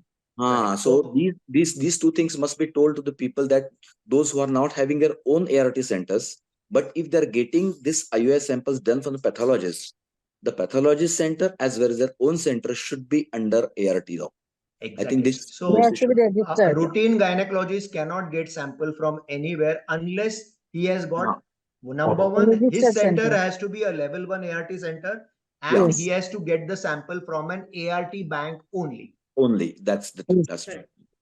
And one more thing is, Exactly. a woman who is surrogate. So how many times she can serve as a surrogate woman? I think not more than Once, 3 times, no? Once. Once or Once. 3 times? No, Only once, once. once. Only Once. one. Yeah. I request Dr. Dilip Varke, sir. There are certain questions. Even Dr. Kalpana Choudhury, there are few questions for both of you. If you can answer those questions, 1 or 2 questions for Dr. Dilip Varke and 1 or 2 questions for Dr. Kalpana. So please, you can answer the questions in QA box. Okay. So thank you, Dr. In Dilip the Varke, chat, sir. in the chat box only, no, No, not now. QA box, question answer box. Okay, I'll do that. Yeah. No So problem. thank you so much, Dr. Suman Kulkarni, for your important inputs. Thank you. And thank you so much to you also for giving us this opportunity to participate in this nice webinar, Know the Laws for Doctors. Thank you so much. Yeah. Thank you. So once again, thank you, Dr. Dilip Varke. I always say Dr. Dilip Varke is the person who inspired us in medical legal field to work in the medical legal field. And Dr. Sanjay Gupte, Dr. Dilip Varke, these are the two Ram Balram, I always say, they inspired me to work in this medical legal field. And now is my time. Now is my time to reciprocate. And actually, in whatever way I can, I have to help Alka to become the chairperson of the MTP committee. Actually, I would have loved to see her as the chairperson of medico legal committee. But MTP committee is almost like medico legal because there are many medico legal problems in MTP. So if there is one person in FOGSI who is now next, who is capable of handling the MTP committee, then it is Alka. I think we all should support her in her endeavor in the FOGSI politics is a different ball game. Let us understand that. Being a very nice person and being knowledgeable in medico legal aspects is one thing, but actually FOGSI politics is different. Let us all be people who are going to support anybody who is doing good work. So leaving the politics aside, I think when the presidents and the secretaries of the societies who are now involved here, when they actually are voting, try to vote for somebody who's working for that committee. Not only about MTP committee, I'm talking about all the committees. Choose a candidate who is working for that committee rather than a candidate who is politically lobbying you to vote for him or her. That is what I feel, because I've been in FOGSI for so many years and I have distanced myself from the FOGSI politics for last now 10 to 12 years. Alka knows it. But when it comes to FOGSI, this is what I feel from my heart. Only then the FOGSI will prosper. Thank you very much. Yeah, thank you so much, Dr. Dilip Varke, for your kind words, because you are the person who knows my journey in medical legal field, right from the beginning till then. So thank you so much once again for your wonderful lecture. You have simplified the lecture in very simple language, easy to understand, even though I don't practice infertility as such, and even many delegates who are not practicing infertility as such, but you have simplified everything. Thank you once again. Thank you, Dr. Suman Kulkarni, Dr. Sasmita Madam, for your wonderful input. Thank you so much. Thank you. So over to you, Dr. Prachi, for the Yes, next ma'am. session. Thank you. Yeah. Thank you all the respected chairpersons and Varke sir for the excellent talk. And now moving forward to the next session, that is the panel on MTP Act and POXO, the medical legal challenges we face. I would like to invite the moderator for the panel, Dr. Alka Kuthe ma'am, the expert for the panel, Professor Saswati Sanyal Choudhury ma'am. She is the President, ISOPAB Assam Chapter, past President Guwahati of Gynae Society. I would like to welcome the panelists, Dr. Anil Sakre sir, President Nanded of Gynae Society, Dr. Ojaswini Patel, President Buria of Gynae Society, Dr. Preeti Deshpande ma'am, President Karad of Gynae Society, Dr. Indira Palo, Secretary Burhanpur of Gynae Society, Dr. Smita Kulkarni, President Jalna of Gynae Society, Dr. Sudharani Pradhan, President Raurkela of Gynae Society, and Dr. Lalita Swami ma'am, President Usmanabad of Gynae Society. Now I would like to hand over to the moderator, Dr. Alka Kuthe ma'am, for the further proceedings of the panel. Yeah. Thank you, Dr. Prachi, for the wonderful introduction of the panelists. So without wasting your time, I would like to share my PPT for the panel. So I bring greetings for all of you from Amravati OBGYN Society near in the Vidarbha area. Friends, it has been said that no greater opportunity, no greater responsibility, no greater obligation fall to the lot of a human being than to become a medical doctor. Doctors have several ethical, moral, and legal obligations to follow in the performance of their duties.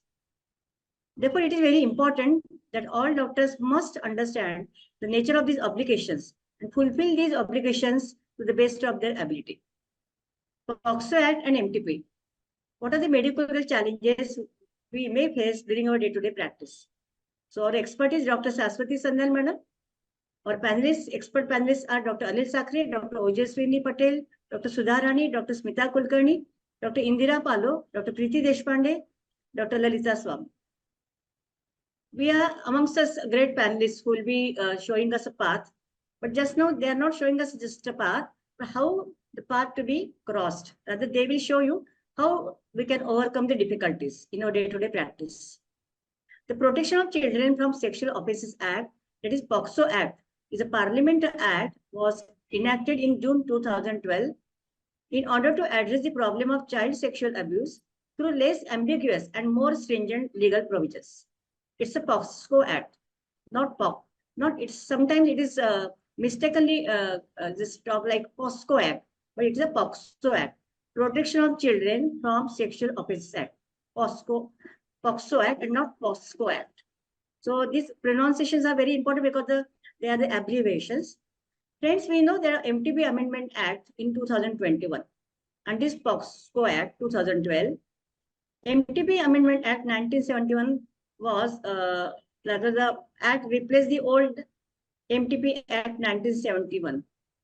The act aimed to reform the country's 50-year-old abortion law, that is old MTB Act 1971. So now we have MTB Amendment Act 2021. It defines who, where, and when abortion services can be provided. The POXO Act defines minor child, the child who is unable to consent for sexual intercourse, a child whose age is below 18 years. Therefore, pregnant minor girl, whether she is married or unmarried, is considered as a victim of sexual assault. This is very important. Whether she is married or unmarried doesn't matter. But if her age is below 18 years, it's a POXO case. POXO Act requires mandatory reporting in case of minor girls seeking help from sexual health related services, including safe abortion services, with the intent to prevent abuse. The MTP Act allows registered practitioners to terminate pregnancies resulting from rape. So sexual abuse and rape. So rape can be rape indicated MTP, or rather because of the rape, on the grounds of rape, MTP can be conducted in minor child, minor girl below 24 weeks. But above 24 weeks, we have to go to the court of law by writ petition, if at all rape is there and the weeks of gestation are about 24 weeks. But many times what happens, the intersection between the MTP Act and the POXO Act creates confusion, delays, and sometimes denial of abortion services for young girls. So there are many issues which we are going to discuss during our panel discussion. So the first case is for Dr. Anil Sakre. The case says a 15-year-old girl with 2 months pregnancy was brought by police along with her mother for MTP. So 15-year-old girl, 2 months pregnancy brought by police with her mother for medical termination of pregnancy. How to proceed? Over to you, Dr. Anil Sakre, sir. Yeah, ma'am. She's a 15-year-old girl and 2 months pregnancy, as she has been brought along with police. What I think that even the police has brought, if we have to take any official letter from the police that this girl wants medical termination of pregnancy, and that's why police has brought. Because somewhere it has to be on record that the patient has been informed to the police on paper. It does not mean that some policeman come and he brought that you do an MTP. It should not be like that. You should have some paper, and on that paper it has mentioned that she is 15-year-old girl and had 2 months pregnancy. So what it will indicate that it has already been informed to the police as per the POSCO Act. If there is not any written letter with that girl or with that police, then it's your duty that you should inform by letter to your concerned police station that such and such girl is there and as per your opinion, she comes under POSCO Act. That is the first thing you have to do. Regarding the consent, as she is 15 years old girl, she cannot give a consent for medical termination of pregnancy. Either her parents should accompany her, and you have to take a consent from the both parents about the termination of the pregnancy. So these are the two main things which And are whose very much consent? of. Yeah, whose consent you will take because she's a minor child? Would you like Yeah. to go for any precaution? Yeah, whose consent? Of consent is from her parents, that guardian, either mother or father is either mother or father. That is very important, and you should check their identity either by Aadhaar card or some official ID proof that anyone can say that I am her mother and she will give consent. It should not be like that. Legal ID should match or confirm the relation between that girl and the person who is giving the consent. That is very important. Okay. Actually, POXO Act says the consent of natural, this natural guardian like parents. But MTP, we say it's consent of legal guardian. So sometimes this legal guardian and natural guardian. Suppose the patient is brought by police, minor girl, and there are no natural guardians. So will you Okay. wait, just go on searching the natural guardians? But if the patient is brought by the police, so it should, if the police has returned any order from their officials or from the court that girl undergone MTP as she is minor, or that pregnancy might be of some rape or whatever it may be, but you should have a legal letter from either from a police authority or from a court. So you can do an MTP in that cases, in that case. But if you don't have any, who will prove that the guardian is the legal guardian of that girl?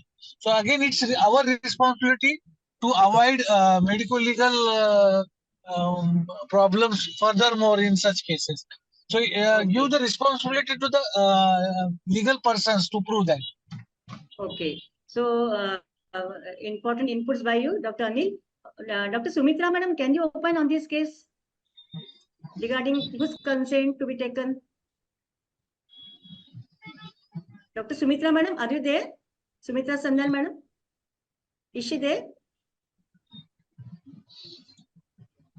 If she is not there, I will just discuss the case. Dr. Anil, you have rightly said somebody should be there to take care of the child, because we know, as correctly said by you, because the patient is brought by police, already FIR must be there because she is brought by police with her mother.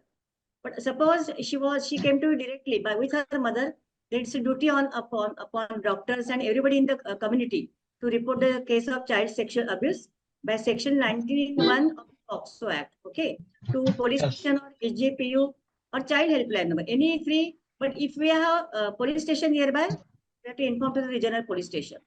And the important thing I wanted to tell the audience that we should not wait for any medical procedure before performing abortion. Suppose you are informed to the police station and you want to treat the patient urgently, she is having bleeding or incomplete abortion, suppose. In that case, you should not wait for medical all these reports, except that you have to inform the police. That is your mandatory duty. But you can go ahead with the treatment, emergency treatment, of course. And of course, what we are saying regarding the consent of the guardian, because we know rape is the legal indication to terminate the pregnancy, even in minor below 24 weeks. Above 24 weeks, we have to go to the court of law. But whose consent is a dilemma for all of us. Many times the girl comes alone with the police. Many times girl comes with a boyfriend. So there are different situations. But as per the POXO Act, they should be natural guardians like parents, mother and father. The Act says it's a guardian who takes care of the child. So in that case, suppose the natural guardians are not there, if somebody is accompanying to the minor girl who says or who is ready to take care of that minor girl child, important thing is that the minor child has faith in that person. Minor child says, yes, he or she is my caretaker. Then he or she can give consent for MTP. In this case, in the minor child, because the consent of the minor child is invalid. So if at all natural guardians are there, okay, as per the FOGSI Act. But as per the MTP Act, anybody who can take care of the minor child and who is himself or herself adult person above 18 years, he or she can give consent for the MTP, and the person means the poor girl or the sexually abused girl should have faith in that woman or male who is giving consent on the part of that minor child. So an adult who is over 18 years of age who accompanies a minor girl to your clinic would be a de facto guardian, though he is not a de jure guardian, but he is a de facto. At that time, he is a guardian or caretaker, can give valid consent for MTP on the behalf of the girl. As per the definition of MTP Act. So there are many controversies and dilemmas while doing MTP in minor girl. Name and other parts regarding confidentiality. What you would like to say, Dr. Anil Sakre? Regarding confidentiality, maintaining confidentiality in minor girl MTP. Yeah, we have to maintain as per the measure. The same things we have to maintain. If you are performing MTP, we have to follow all the guidelines described by the MTP law regarding the secrecy. So there is no any such difference between keeping a secrecy of a minor girl and a major girl. We have to follow the same principle as per the major girl.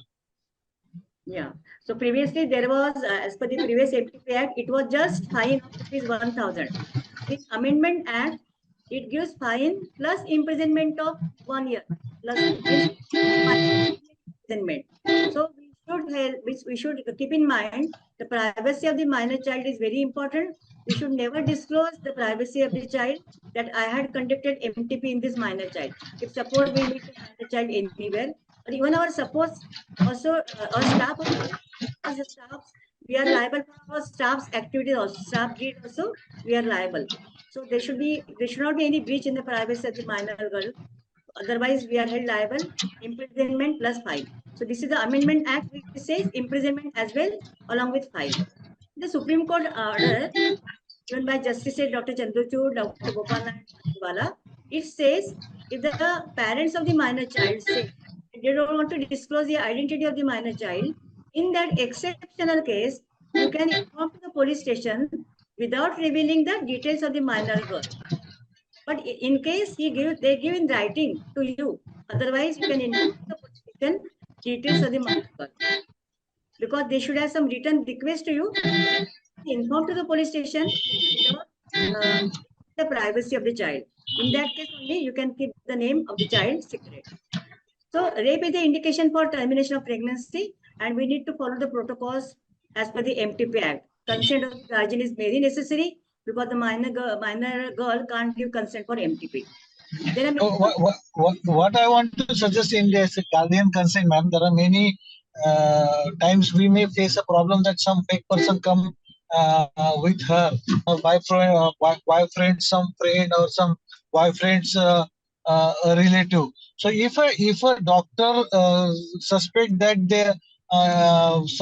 the guardian is in some there is a suspicion in believing that the concerned person is guardian, we should not take a consent of such persons.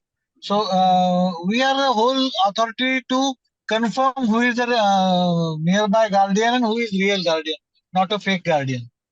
Yeah. In case if we require, we can take consent of our dean or institution head or HOD also, because they can decide what is good for the child. So in case we don't have any guardian and we suspect that the boy or the person, the girl doesn't believe in that boy or person, she doesn't have any faith in that person. So in that case, we can take consent of the dean of the medical college or HOD of the department, because they will take any decision for the betterment of child. So of course, the sentence I told that child should have faith in that guardian. If somebody comes that I am the guardian, if the child says no, so we should never take consent of such adult, even if the person is adult. In that case, in that rare case, HOD of the department or even dean or even civil surgeon of our district, rare cases. Okay. Any other thing you would like to do, Dr. Anil? Your question is lengthy. Long question in our exams, medical exams. So what else you will do after conducting MTP, or what precaution you will do? You will take during Can and I after? just come in? Dr. Alka, Dr. Shashwati here. Yeah, you can answer, madam. Yeah, I just take Yeah, I took your just want time. to comment. I just want to comment. You said the Yes. first thing you have to do in the hospital whenever the patient comes, you have to Yeah. put it in record in your the record for the your whatever the medical legal register. This is very important, registration of the case. And in Yeah. some of the colleges, we have a separate register for the POXO because you have to inform the case. These are the POXO cases. Our government is very strict about it. So the POXO Yes. is you have to have a separate register for the POXO. So that has to be done. It is very, very important. And we do not want to wait for the proper guardian in certain cases, as you have rightly said. We take the permission from the superintendent of the medical college because he's the overall responsible thing. And then we go ahead, whatever is necessary. But we always keep the sample for further management. We know what are the samples to be taken for that MTP. That is what is to be done. Yeah, exactly. Because these are very stringent laws, and we have to make separate register to enter so that we want to mix these patients with other patients. Okay. And Dr. Anil, would you like to answer this question? Like what precaution while conducting MTP? No, precaution is we have to follow all the precautions as an standard technique. But second most important thing that regarding the product of conception, as this is a medical legal case, and there might be some issues later on. So we should usually in a normal MTP we never say or we never preserve the product of conception of post MTP. But this case, in what I think that we have to preserve the products of conception, and when that sample have to hand over to the police, and we should take a return on your paper that you have handed over the sample to the police for any medical legal use. Yeah. Because many times it may become as a DNA identification of an accused person and all those things later on. But considering normal MTP and this medical legal MTP, where the FIR has been filed, so we have to preserve the products of conception. They have to send for to the forensic medicine department. Yes, exactly, because these products they require it to prove the offender. So the DNA testing, etc., the tests are performed on these EPOCs. So we have to collect in wide mouth bottle in deeply normal saline and properly sealed with photograph of the survival. We have to sign date and time every time. So again, they have to be transported in ice box, maintaining the 4 degrees Celsius temperature to forensic lab for establishing paternity and identifying. It helps to identify the accused. So we are helping government, judiciary to find out the accused. For that matter, we must collect the products of conception in wide mouth bottle and transfer it to that in ice box to the police person. Failure of POC is punished under law. There is section 201 in IPC that says if your intent is to screen the offender from legal punishment, you are liable under section 201, liable imprisonment, because it's a criminal offense that you are trying to remove the evidence that will be helpful for the judiciary to find out the offender. So we should never commit such mistake. Even if the police person arrives late, we should always try to preserve the products of conception. Please, second reminder letter can be sent to the police person. Please collect the POCs. Otherwise, if he or she doesn't respond, you can talk to higher officer, commissioner of police, that I have conducted MTP and still the police person is not there to collect the POCs. So all these things are very important to escape from the clutches of the law. Otherwise, we are held liable, criminally held liable. So our intention is to protect the the sexually abused girl, to help the judiciary to find out the offender. So we should never commit such mistake of not showing the POCs. One case, Ayabai just had thrown the bottle containing POCs. Then again, we had to counsel somehow, and the parents become ready because she had little bit bleeding to collect the POCs. So that the next day, the police officer was there to collect the POCs. So such mistakes we should never commit. We are liable, criminally liable. Okay. So thank you, Dr. Adesakre, for responding to your quest. Thank you very much. Thank you, Dr. thank you, ma'am. Thank you very much. So much. Thank you, Dr. Sumitra, madam. I hope you are here for the next case. The next case is for Dr. Ojaswini Patel. Dr. Ojaswini, madam, you are there? Yes, madam. Yeah. Assault 2 months back in village. She is UPT positive, and she herself has conducted the UPT test at her home, and she has taken MTP pills by her own, boyfriend, anything like that. Now she is having bleeding per vaginum and comes to you with UHG report that shows endometrial thickening 9 millimeter. Will you, the first question is that, will you inform such cases to police? And second question, should we treat such patients in OPD or do suction evacuation in OT for thickened endometrium, thinking that they are RQC? So over to you. Good evening to everyone. At the outset, I'm thankful to Alka madam for giving me the opportunity to be part of this great webinar. So my question is, a 17-year-old girl with history of assault 2 months back at the village. So, and she's taken the medication for MTP. So probably she might not have informed the police, but from this, it is known that because she is by self medication or by the boyfriend or by some family members, probably sometimes the family members also, they know that if her girl is pregnant and they want to hide the matter and they took some medicine, they give some medicine to the girl. But now she came with the bleeding per vaginum and the ultrasound report of endometrial thickness of 9 mm. So probably she might have consulted one of the gynecologist or some doctor by which they have advised ultrasound, and with that advice she has brought with the report. So definitely the first question to me is whether I have to inform the such cases to the police or not. So definitely is on my part, it is a mandatory thing to inform it to the police. As for the FOGSI Act, hiding the fact or without information is also a punishment. So we have to inform the police, but hiding the identity of the girl. And next thing is the patient has come to the yes, madam. So we have to first inform the police, but we have to treat the patient. We have to treat the patient simultaneously without waiting for the police inquest. We have to treat the patient like the monitoring the vitals, any IV fluid or anything needed. We have to treat that. But one thing is that in the OPD, the patient should not be kept in the OPD because she's a minor girl. Preferably, she should be in the labor room and with one of the guardian, like the mother, or suppose mother is not there, any of her close relative to whom she relies. So they should be there. If no one is there, then a member from the CWC, the Child Welfare Commission, people, they may also. The question is, Dr. Ojaswini, the question for you is whether you will treat such patient in OPD or do suction evacuation in OT. What's the answer? No, madam. I will do the suction in OT. Yes, madam. Not in the OPD. Not in the OPD. We have to do the suction evacuation in OT, and we have to be confirmed that it is RPC, and preferably we have to do also the serum beta-ACG test.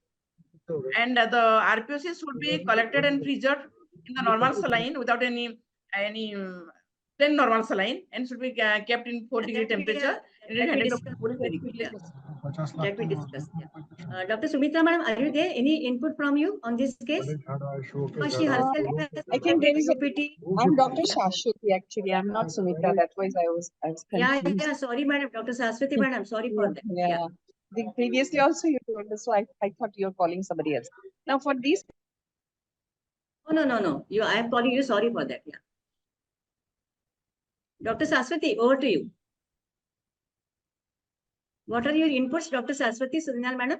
You have to send the beta HCG also, because pregnancy test is positive, it is real. But you said only the 9 millimeter endometrium. So I have to be doubly sure that it is pregnancy. So I will do an beta HCG of this particular patient. And of course, I'll inform the police because it is 17 years old. And if she has taken MTP pills and she is a pregnancy, this police has to be informed. And regarding this endometrium, I can always wait a little if the patient is not in a situation where she needs immediate management. I can always wait for the beta HCG report to come. In certain places, it comes within I think few hours. So in that case, we can go ahead with if it is positive, then it is always better to send a sample for the histopathology. For the genetic testing. Yeah, actually exact input by you, madam. What I wanted to ask by this question, the first was mandatorily you have to inform because she is stating that UPT positive and she has taken MTP pills. She herself told that. and she's Yes. 17 years old, naturally we have to inform to the police station. Second, Yes. intention of question was, many times what we think, only 9 mm thickness is there. So in married and adult patient, what generally we do? We just give some misoprostol and tell the patient, we'll have passed few products at home, need not worry. If you have torrential hemorrhage, then only come to me, etc., etc.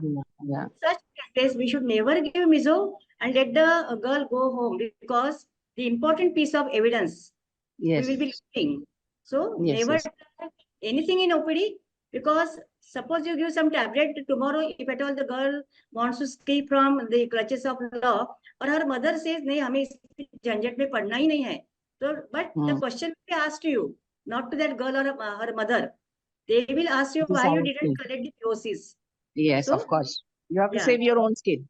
Yeah, always skin or save your own skin, and don't never perform any procedure in OPD in case of minor girl, especially when she is diagnosed pregnant and that is incomplete abortion, or she has herself taken FTP pills. So do suction evacuation or check curettage in OT so that you can collect POCs in white mouth bottle, again dipped in saline, normal saline, and it will give important piece of evidence to give justice to this minor girl. So indirectly you will help the judiciary to find out the offender. So even if the endometrial thickness is less, but a patient, why patient came to, she is having bleeding. So in bleeding case, bleeding with 9 mm thickness, generally we give misoprost in married and adult patient. But in such cases, minor cases, always admit the patient and conduct check curettage in OT so that you can collect sample to give to the judiciary, to the police person to find out the criminal. Okay, so this is the take-home message by you. Thank you, Dr. Ojaswini madam. Okay, thank you. So, and thank you, Dr. Sandhan madam. This third case, Dr. Sudharani, are you there? Dr. Sudharani Pradhan? If she is there, we'll discuss this case. Dr. Sudharani, are you there? Or we'll skip this slide, this case. Okay. So case number 1, Dr. Smita, are you there? Smita Kani? Yeah, I'm there, madam.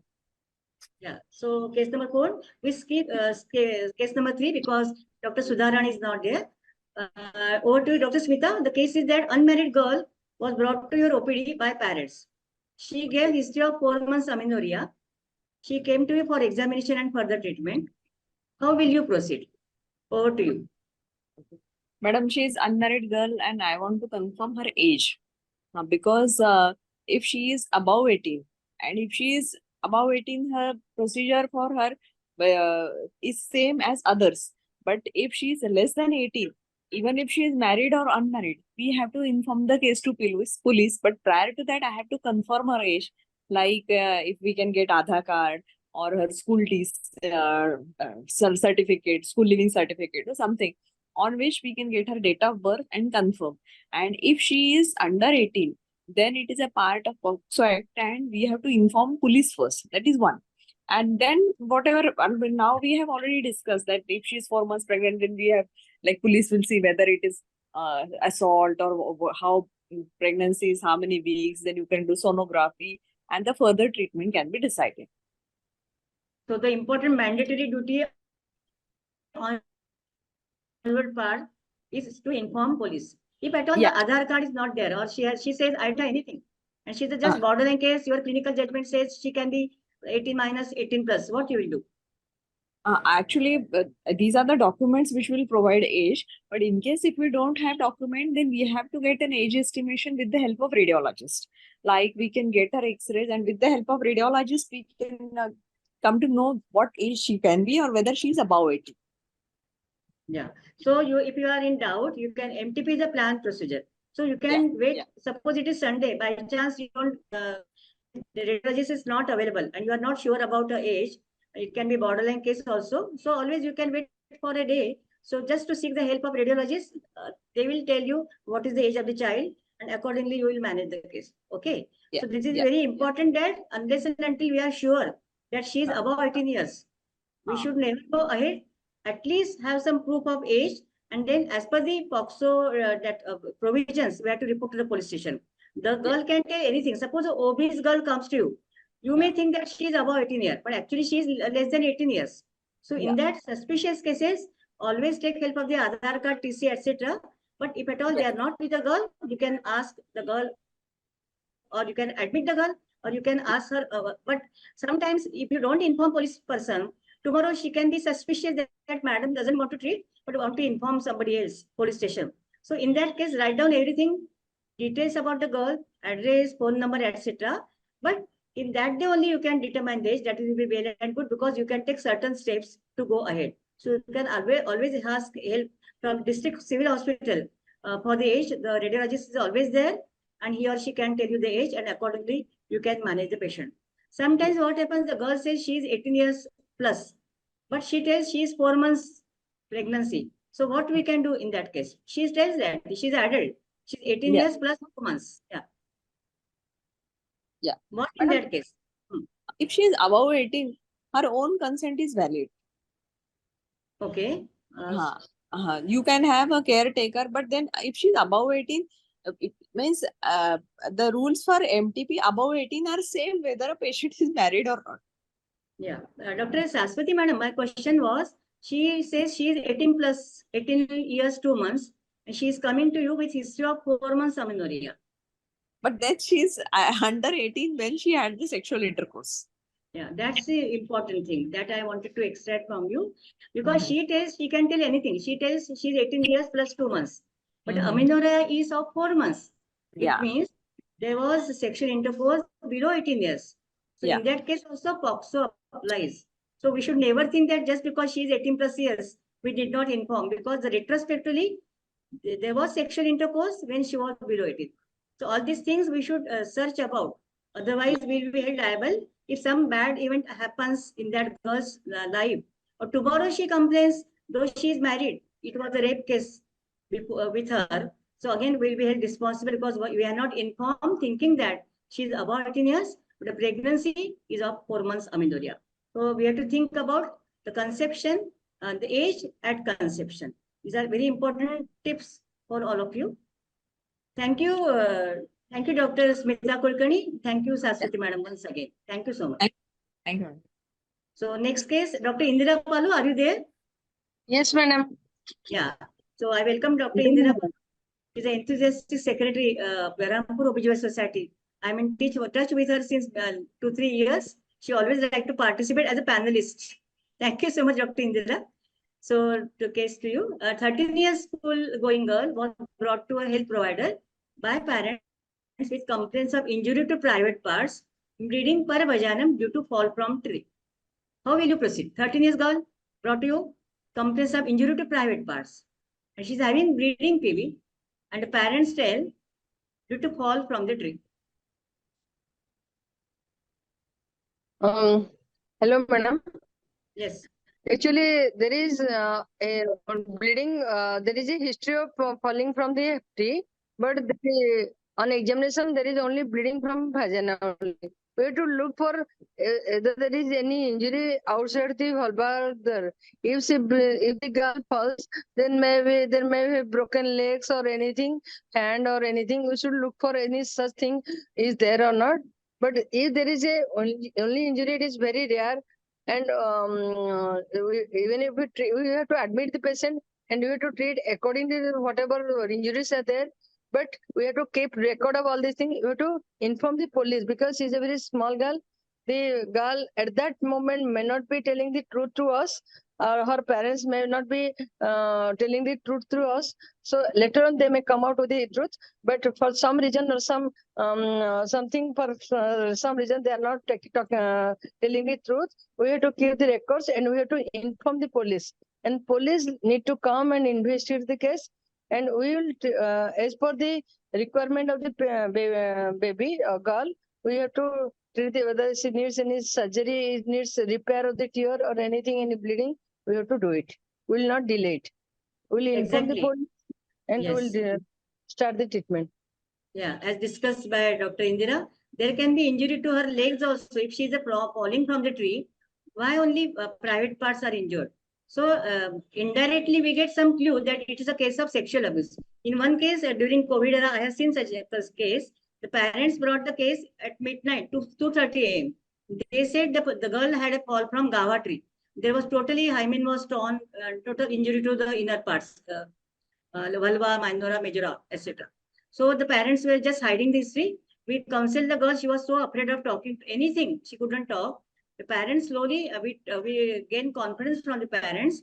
Anything will be done for the betterment of child. And in that case, somehow we inform the police. What Indira told, we have to inform police because it's suspicious. There can be something else. So we must inform the police. And emergency treatment, we should never wait for a police person to come there. We should start emergency treatment because sometimes we may require anesthesia. So we have to inform our HOD or Dean of the medical college that because we have to conduct the procedure under anesthesia, take the signature of the parents, but at the same time inform police and go for emergency treatment. But after all, the parents reveal that it was a sexually abused child by uncle only. So they wanted to hide the history. Just to not to have a defamation, rather the family history will be revealed. So they did not disclose initially, but after when we treated the child and tried to extract the history, then they revealed that it was like a child sexual abuse by the uncle. So we should keep in mind all these things, and whenever slightest suspicion is there, we should go ahead with emergency treatment, but at the same time we should inform police. Otherwise, there will be liabilities on the health provider and criminally liable why you are not informed when you are suspicious about the act. So always inform the police person. Even if there is you come to know that it was really fall from the tree, they will not hold you liable because you have informed everything for the betterment of the child. Okay, so we must inform. So proper history to be taken. Inform police even if slightest apprehension is there. Emergency care for this patient is must. If we refuse the emergency treatment and we refer, even without starting normal saline, without informing police, that is our mandatory duty, refusal is punishable. So always don't wait for medical procedure in case of emergency. What else you will like to do with the child, Dr. Indira? We have treated the emergency, child sexual abuse cases there, and we have informed the police person. Okay, we have taken all the emergency measurements. What else you can do for this poor child? Okay, in that case, we have to give some emergency contraception because tomorrow she can get pregnant. Okay, psychological counseling is a very important part because she is so afraid of, she could not talk also. So psychological counseling for STD and HIV. So we must give HIV prophylaxis as per the situation. So all these things, they come along with the emergency treatment. So information to the police person, giving emergency treatment. At the same time, you can give emergency contraception help, psychological counseling and counseling for STD and HIV, and of course, prophylaxis for STD and HIV. All these things should happen together. Then only the comprehensive help can be given to the child. Thank you so much, Dr. Indira. Thank you, Saswati Madam. Dr. Preeti Deshpande, are you there? I think she is handling emergency, so I will skip this case.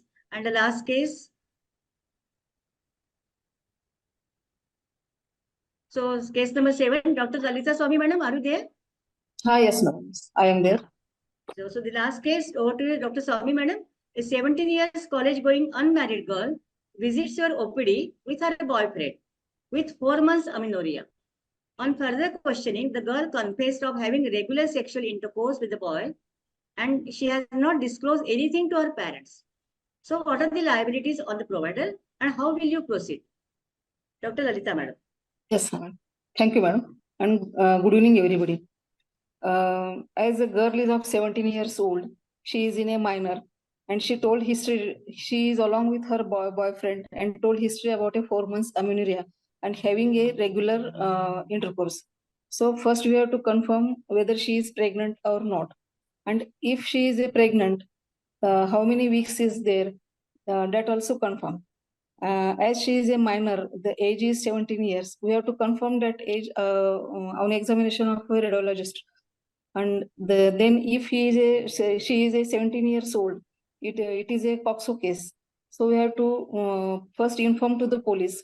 We have to do the medical legal case and keep the record very well.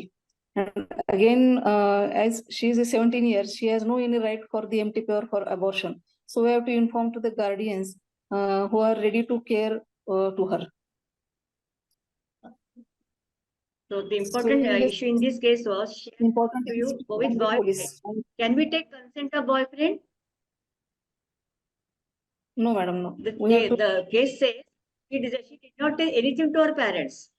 So Parents, yes. what you can do? How you Firstly, I will inform to the police, local police, Yeah. and then, Yes. yes. Then Any yes. Any more input regarding informing to the parents, to our parents? So again, yes, madam. Yes, they will show as per their opinion. We have to go further. Yeah, the As important per the issue. opinion of the parents. Yeah. So first liability is to inform police as currently told by you, madam. Second liability, though she doesn't want to inform, she has not told her parents. But tomorrow the boy can just run away after we keep the patient in the OT. Or it may happen that the boy is also below 18 years. So again, he is not a caretaker because he is not adult. He can be below 18 years also. And tomorrow, who knows, the boy will run away from the situation when we take the girl inside the OT. And second thing, the closest relatives are the parents, naturally. So we have to counsel the girl, take her into confidence. So whatever parents take a decision will be taken for her best interest. So slowly we should gain confidence of the girl, because at present she is like with her boyfriend, because of the tender age of adolescence. She doesn't understand the importance of parents. So slowly we have to tell the girl that she should tell, rather we should call the parents, asking details about the address and all those things. And we should bring parents into picture. But first counseling of the girl, that we need to tell to her parents, because parents are doing everything for the best of their children. So everything, confidence making, bond, rapport development with the girl, and bringing the parents into picture, taking into address, taking all the details about the parents. But in rare case, suppose she doesn't want to reveal anything about the parents because of many reasons that we don't know. In that case, instead of asking the boy as a witness or as a legal guardian, we can tell our HOD or Dean of the Medical College or even Medical Superintendent. Because if nobody is there with the parent, with the girl child, we want to conduct, how many days we wait for the natural guardians or any legal guardian? The girl is not ready to tell anything about the address about the natural guardian or legal guardian. Then tomorrow we have to go, we have to conduct MTP after diagnosing the gestation age, etc., and the necessary investigations. So in that case, again, we have to bring into picture our HOD. As such, in every case of POXO case, we have to inform to the dean and HOD or our medical superintendent of the district hospital. So in the case, rare case, suppose nobody is there with the girl child, if the boy is not, that the girl, tomorrow he can run away from the situation, we should try to gain the confidence of the girl child, bring parents into picture, take their signature for MTP, because the child can't give consent for MTP. So all these things are very tricks when we conduct examination of this POXO child, but we should learn these tricks while handling the patient of POXO. So all cases of suspected sexual activity below 18 years, proved below 18 years, we have to report to the authorities. Always inform or involve parents or guardians. Always follow the rules, provisions of MTP Act. If you don't follow POXO Act, if you don't follow rules of the MTP Act, provisions of the MTP Act, we are criminally liable. So thank you very much, Dr. Swami Madam. We'll stop the discussion here. So thank you so much, all the expert panelists. Dr. Sanyal Madam, over to you. Doctor, and once again, request to all, please vote for me the forthcoming election for chairperson MTP committee. Over to you, Dr. Prachi. So I would like to thank you all panelists from Odisha, from Maharashtra, from Guwahati, Assam. I would like to thank Dr. Sanyal Madam also for her expert guidance. And actually there are many cases, but there was initial delay. So, and two panelists could not be there due to emergency duty. So, somebody has written Child Welfare Committee also important role. In case the child, we have to keep the child should not be kept in the police custody during night time. So we can always take help of the Child Welfare Committee, so that the child can be kept in the child welfare, can be handed over to Child Welfare Committee. So all precautions are taken to avoid re-victimization of the child. Suppose we let go the child, again, somebody can commit sexual abuse with the child. So always give proper support to the child. We can keep the child with the child welfare committee person, and they are also very important. Sometimes they come to us with the sexually abused child. So again, we have to report to the police station and go ahead with the procedure. Of course, taking all the precautions of having the age proof. If at all the girl doesn't have any Aadhaar card, TC, etc. So all these things, actually, it's a vast topic. We can't discuss in just 45 minutes. So thank you very much for all the panelists who are here. Dr. Ojaswini, Dr. Ali Sakri sir, Dr. Again, Indira Palo, Dr. Rani could not join. So thank you very much. Thank you, madam. Over to you, Dr. Prachi. Yes. Thank you, ma'am. Alka Kuthe, ma'am, the moderator for this wonderful panel. And I would like to thank the expert, Dr. Saraswati Sanyal, ma'am, and the esteemed panelists, Dr. Anil Sakre, sir, Ojaswini Patel, ma'am, Sudha Rani Pradhan, ma'am, Smita Kulkarni, ma'am, Indira Palo, ma'am, Priti Deshpande, ma'am, and Lalita Swami, for the valuable discussion and the valuable inputs from all the panelists, which we could get fruitful discussion as well as some takeaway messages. Dr. Prachi, just a minute. Yesterday, we had a talk with many panelists, Dr. Smita Kulkarni and many panelists. We had a discussion regarding these POXO cases. I came to know by a discussion with many panelists that many cases are still, it's like an iceberg phenomena. Only few cases are reported. Because many of the cases, they are just, doctors are afraid of informing. It's okay that something doesn't happen in that child. Everything is smooth. But suppose something happens with the child dies, or suppose the child conducts MTP at some unauthorized center, the doctor will be held, primary doctor will be held liable. Why you did not inform the police person when the child has come to you for your care, So it is mandatory on our part, not only on our part, anybody in the society, not only doctors, every person in the society, even a teacher, anybody bystander also, if he or she comes to know that it's a case of child sexual abuse, even she is afraid of, there's a possibility of child sexual abuse, though not sure, for the better interest of the child, in good faith, he or she has to inform to the police person. There is no criminal liability if you are informed to the police station out of good interest of the child. We will not be held criminally liable that regarding false complaint, because we are doing everything for the betterment of child. So thank you, Dr. Swami Madam, Dr. Ojaswini, Dr. Smita Kulkarni, all the panelists, Dr. Indira, all the panelists who logged in. Yeah, Prachi, continue. Thank you so much, ma'am. Actually, the webinar series Know Your Law has benefited us today. We have cleared our doubts regarding the POXO as well as the ART law. So wonderful talk and the wonderful webinar series, ma'am. And I would like to thank all the esteemed chief guest of honor, today's esteemed speaker, faculties, chairpersons, and the panelists and the experts for giving their valuable inputs. And thank you, Jagsonpal. Thank you so much. I'll just take 2 minutes, ma'am. In fact, 1 minute. This is a reminder for Phe protein. This is our new launch, which is iron-rich Phe protein.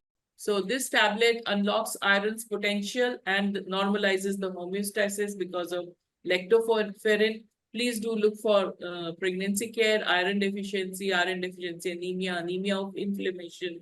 Use 1 tablet once daily. Phe protein is now getting available all over India. Also, we have Deereg, our Dymagest 2 mg and ethinyl estradiol tablet, which is effective for regulating heavy menstrual bleeding and dysmenorrhea. And Divatrone is our micronized dydrogesterone. So we look forward to your support to all our products. My Sakhi is our CSR initiative of Jagsonpal.